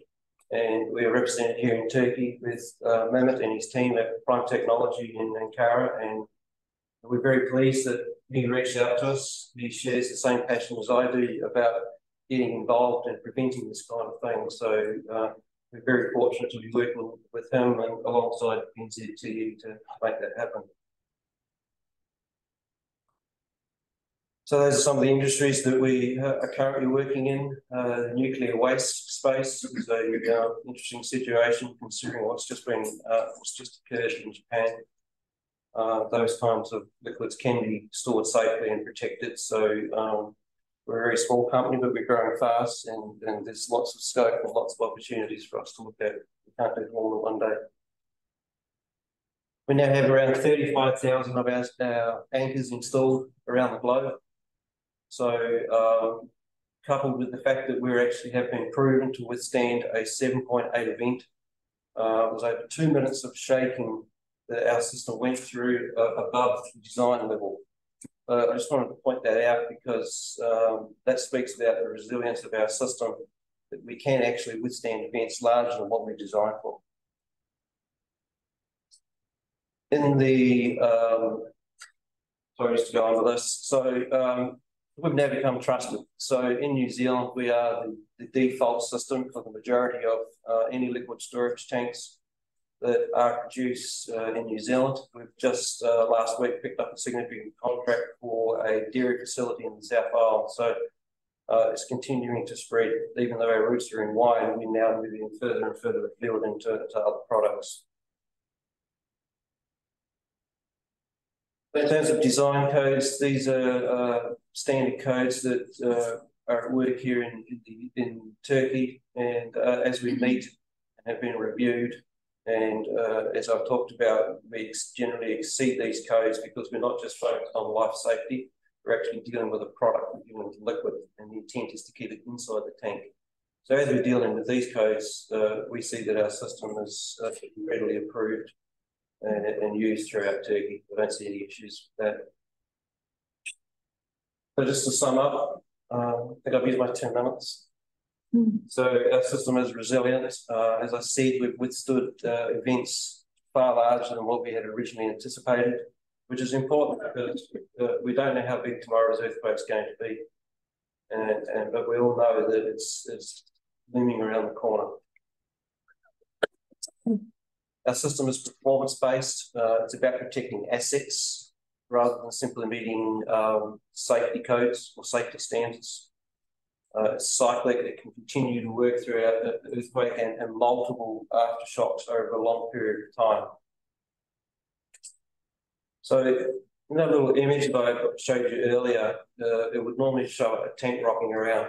So our system, just to make sure it's clear in your minds, our system does not allow a tank to thrash about uncontrollably. Essentially, we're only looking at a lift of 1 or 2 millimeters at most. But if we do have an event that's larger than anticipated, and you could say 3 millimeter of lift, then we can choose to replace the central element in our anchor, which we call the fuse or the yield pin. Simply just unscrew it, put another one in. It's a very short, simple exercise, and you're back to full safety level. Retrofitting, this is a big one. So this is probably one of the most important points in my presentation. So we can work with engineering firms here in Turkey to ensure that new tanks that are coming online are built to the best and the most proven standards. But the big problem here is the tanks that are already on the ground. There is a large amount of tanks here built to old, outdated codes. The process is quite simple. When we design a tank, we provide information to foundation heights and shell thicknesses for tanks, what material to make it out of, so that we can fine-tune our range of anchors. We have 8 different sizes. We can fine-tune our anchoring system so that it yields exactly when we want it to yield, so that load doesn't get transferred through to the tank walls. Retrofitting for all these existing tanks is exactly the same, but it's in reverse. So we do tank assessments, we look at what you've got sitting there, slag, the strength of it, what the tank's made of, etc., location, all those inputs, and then we simply design our system to suit that. So retrofitting is about half of our business, and all those sites in New Zealand that have had tanks built to old standards that we have now worked through and pretty much retrofitted the whole industry to come up to the same level as what new tanks are now being produced at. So that's a really important business, part of the business for us. Versatile, we can be used on any kind of tank design or support system. We can even work on tanks with no foundation, tanks that are just simply large enough to just be sitting on the ground. So we work with a German company and they have a product that says micropile. It's the geotech guys will simply tell us how, speaking too fast, sorry. The geotech guys will tell us how deep to screw these micropiles into the ground. And then our anchor simply attaches to the top. So it's a pretty straightforward, simple process. Brings me to an end, thank you. And around later on, if you have any technical type questions, I'm sure there's a few buzzing around the room, but let's catch up later on. So thank you very much. Thanks very much, Derek. On Guard certainly does add protection, and it's a unique technology, so we really appreciate your presentation this morning. We're now going to move to Nick Farrelly, who will present by Zoom. Nick is the chair of the New Zealand Certified Builders Association in New Zealand, and that represents all licensed construction companies, whether it's commercial, residential, or doing government work. Nick is also, alongside his partner Sharon, the director in Edge City Builders. So he will speak now about some of the opportunities that exist in New Zealand. Thanks, Nick. Thank you very much, Robyn. Good morning, everybody. I'm Nick Farrelly, and I'm the current chair of New Zealand Certified Builders and the director of Edge City Builders. I first visited Turkey in 1990, which was a long, long time ago, and have been back there on several occasions since. The New Zealand Certified Builders, what is it? We're a member-based organisation with trade qualified builders and building businesses. We have over 3,000 business members. We're also divided into 23 regions throughout New Zealand, from the very top of the North Island to the very bottom of the South Island. And we're all skilled trade professionals. And we are only one of two trade associations in New Zealand. My company that I run, Edge City Builders, we do build high-end houses, and we're based in the North Shore of Auckland, and we also do light commercial work. We are a preferred supplier to the Ministry of Education, working on schools within New Zealand. We're also a company that trains apprentices, and we offer them a pathway within Edge City and the industry. I just want to share with you a little bit of cyclic nature of building industry in New Zealand. Prior to 2010, New Zealand always had a boom and bust cycle every 7 years. Since then, we have undergone massive growth and everyone's build schedules have been full. But at the moment, we're in a bit of a correction. I think it's a great time to restock and reset. We've had a lot of evidence that there's going to be a rapid climb very soon, and we're in the process of having our elections here, which seems to put everything on a slight hold. But once the election is out of the way, everyone is basically saying there's going to be a really steep climb, and unfortunately, New Zealand, we don't have skilled labour to be able to facilitate this. We do have a massive housing shortage.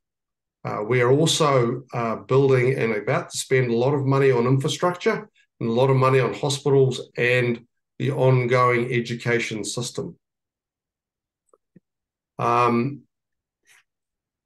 We also know that we cannot do this alone. We know that the government does know that we need to do joint ventures with private organisations. And it's been shown in New Zealand that we need people who have superior training when they come to New Zealand.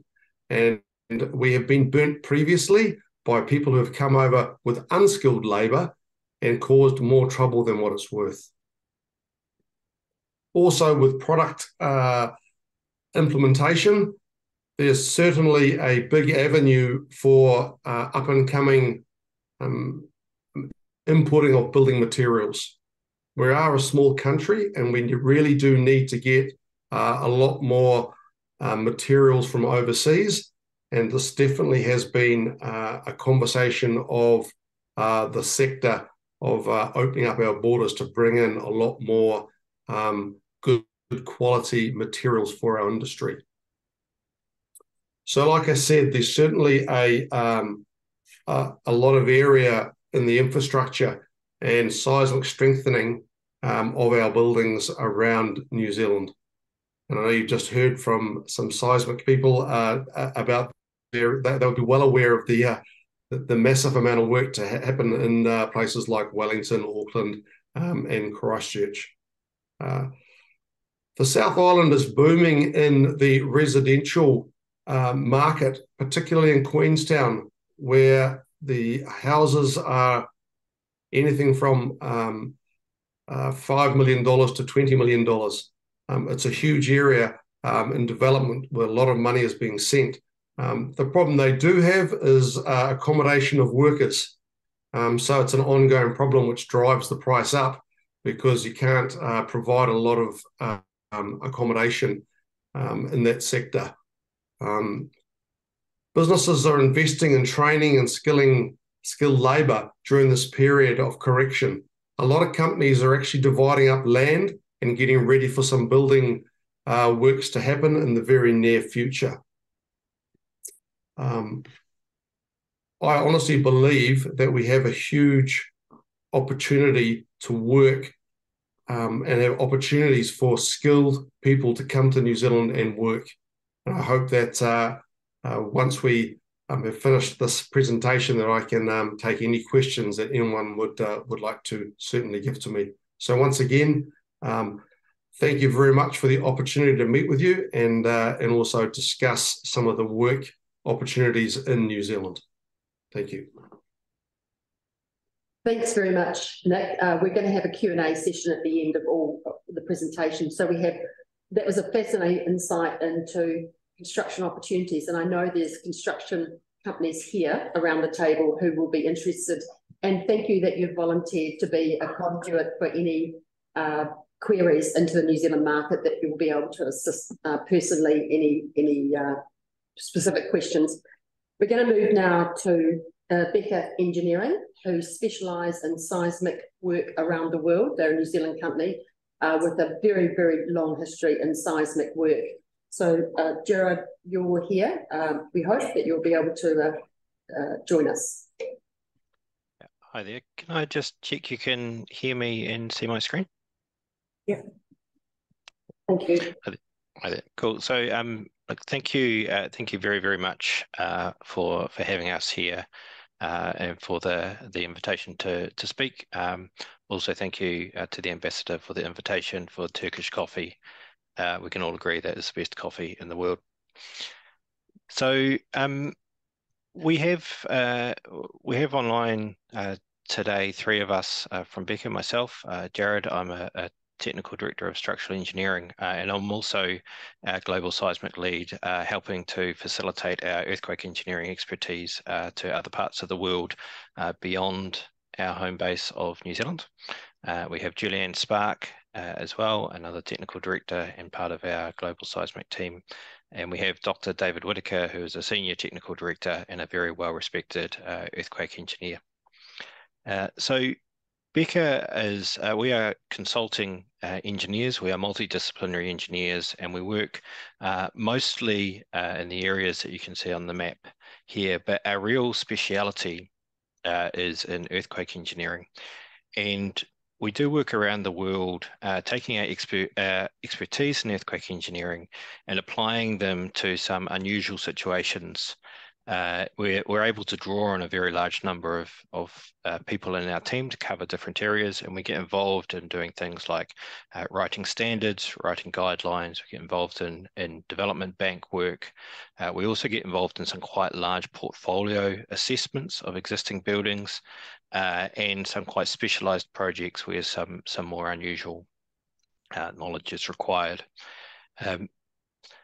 We offer a very wide range of engineering consultancy services and of seismic consultancy services, but rather than go through this list, I thought it might be useful to give a few different types of examples of what we do, and perhaps some of those examples might be of interest to you, and then we can perhaps talk about them a little more afterwards or in some follow-up conversations.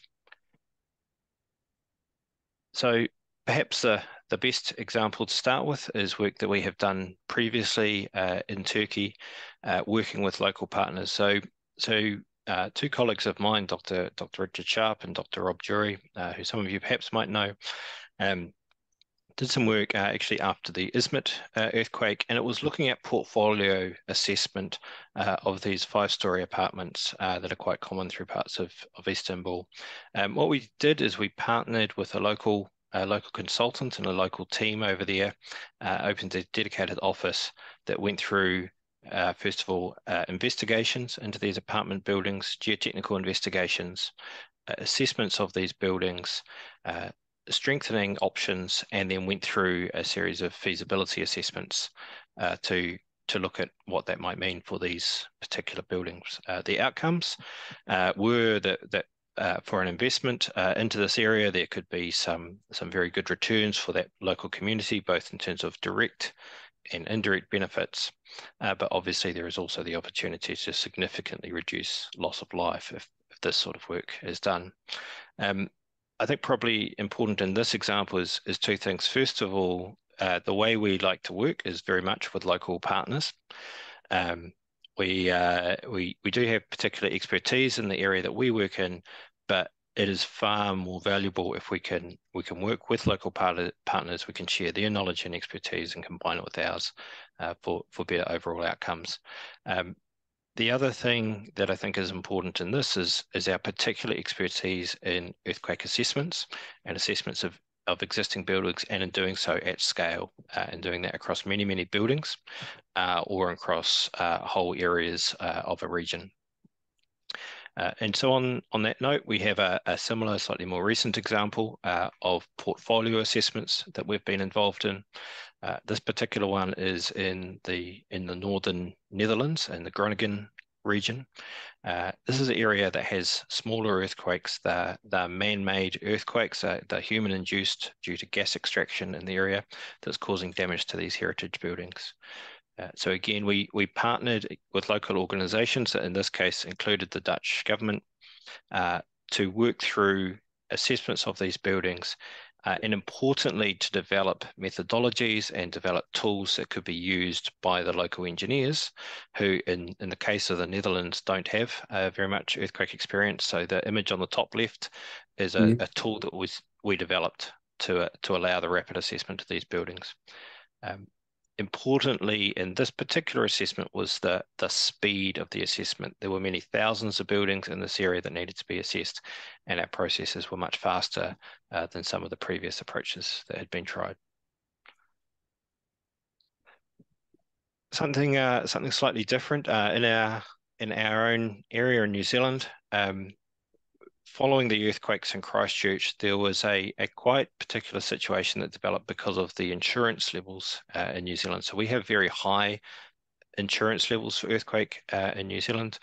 We have something called the Earthquake Commission, which is a government-funded scheme that supports those insurance levels. And we became very heavily involved in working with property owners, with end clients, to work through how they best got their buildings repaired after an earthquake, in particular working with the insurers. So David Whitaker, who's on the call, was very heavily involved. He worked through some of the most complicated cases in New Zealand on this, including the stadium that you can see there. And it's quite a specialised field. It's a combination of of what happens between earthquake engineering, insurance contracts, and financial consequences. So if there's an interest in talking about how to manage the insurance process after a major earthquake, David is probably a very good person to talk to about that. One of the other things we get very heavily involved in is the development of seismic assessment guidelines. This image here is the New Zealand assessment guidelines. We led the authorship of that along with a number of other New Zealand companies.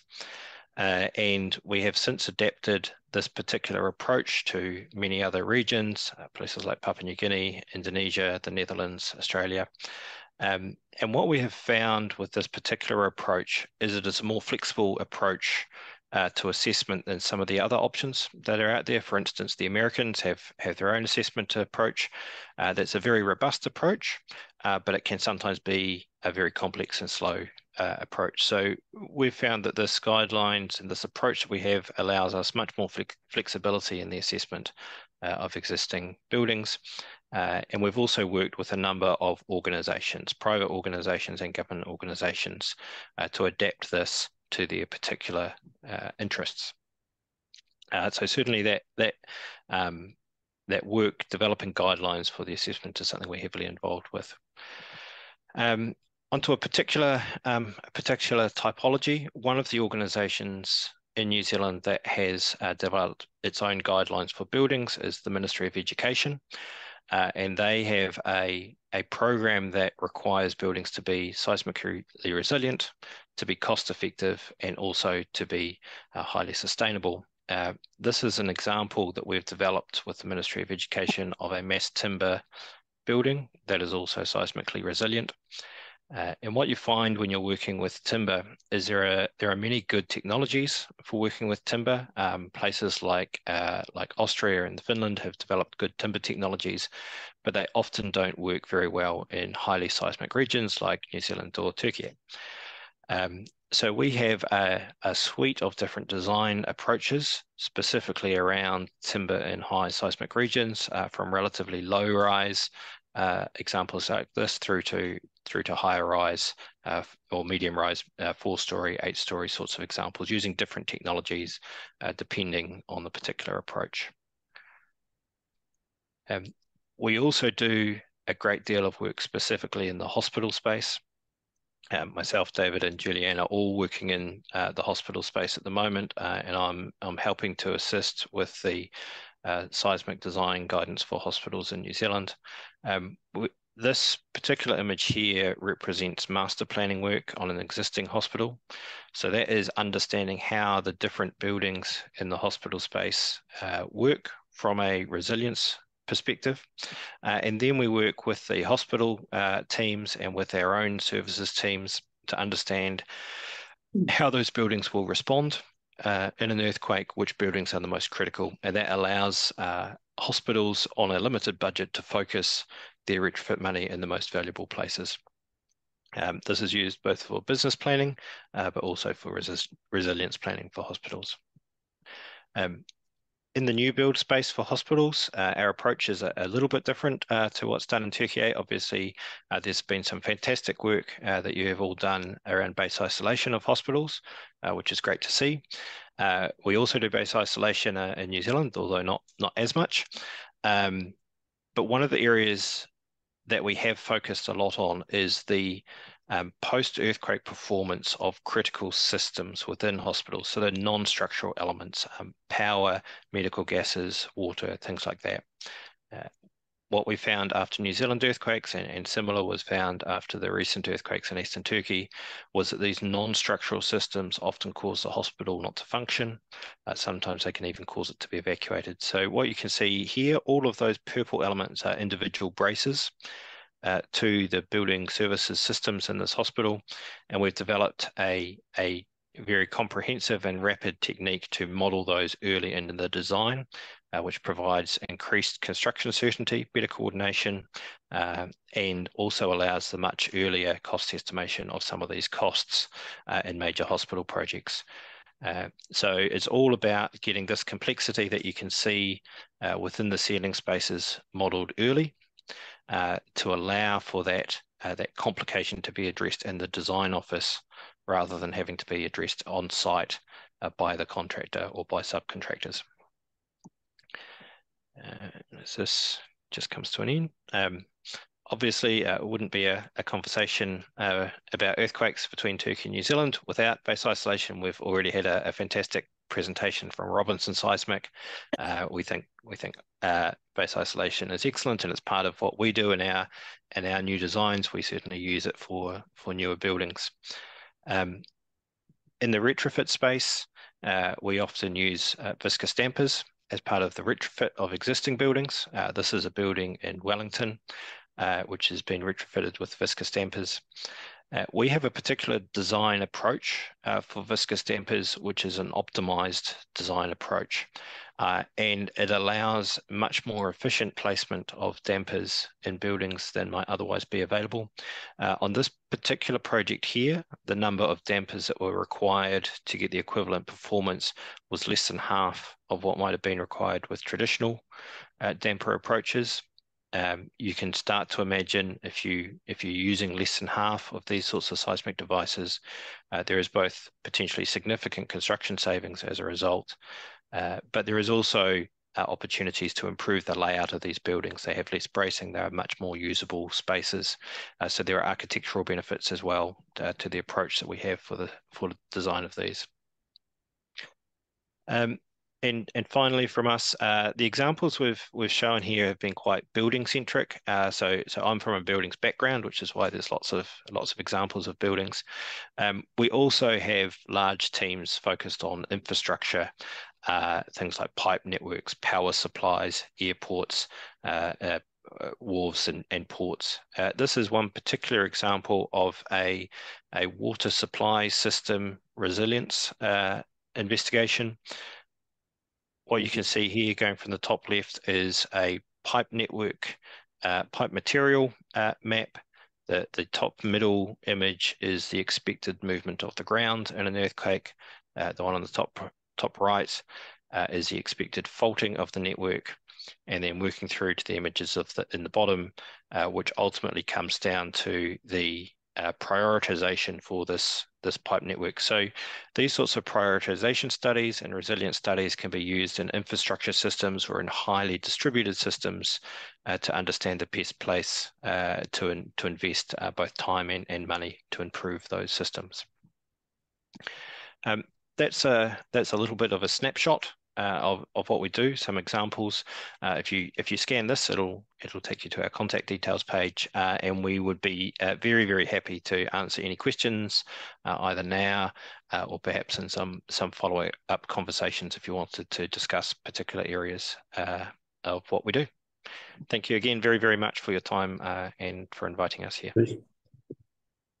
Okay, thank you very much. Is there any question about presentations or to companies?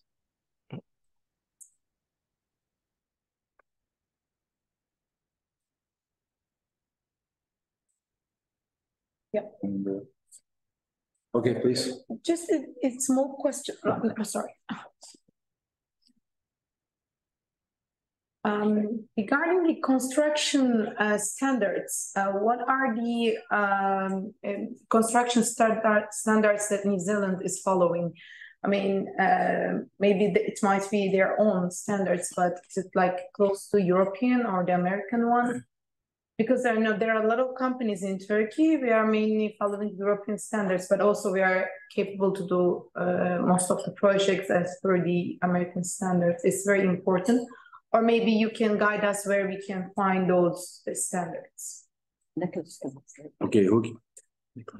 Maybe Nicholas. Name was Nick. I think Nick might guide us because they are the builders. I don't know. Sorry, yeah. Great question. So New Zealand does have its own standard, and it is called NZ 3604, which covers all residential build. And then from that, the commercial side which is very similar to everywhere else around the world. The commercial side, they're all bespokely engineered on that side of it. Maybe even our man from Becca might be able to add a bit more on that commercial side.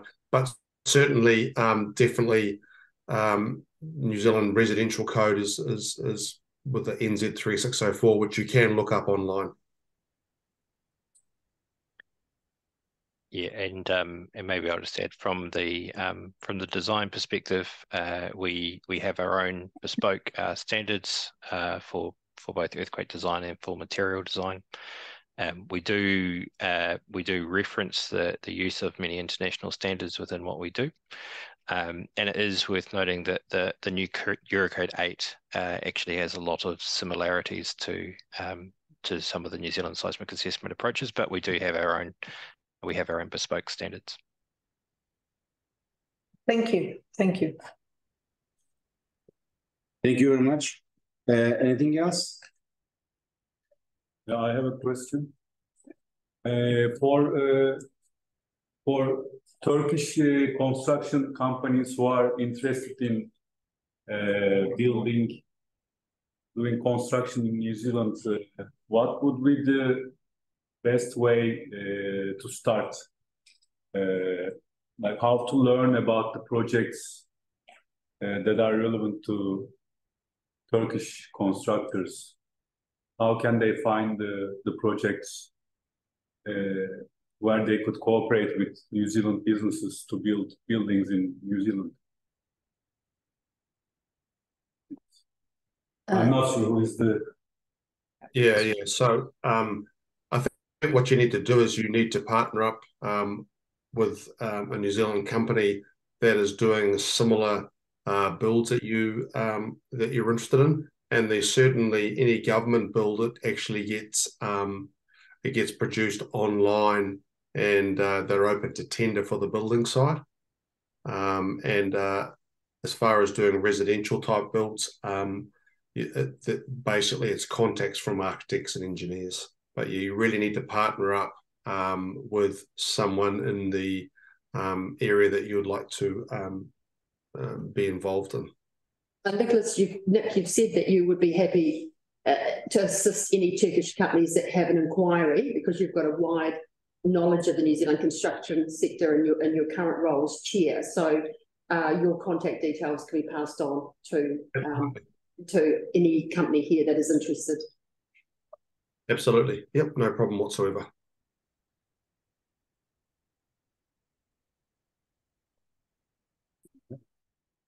Okay. I think it's finished, right? Anything else? No questions. Okay, thank you for this fruitful meeting. Now we have prepared tables for one-on-one meetings. I invite you to the networking session right now. Okay, it's outside.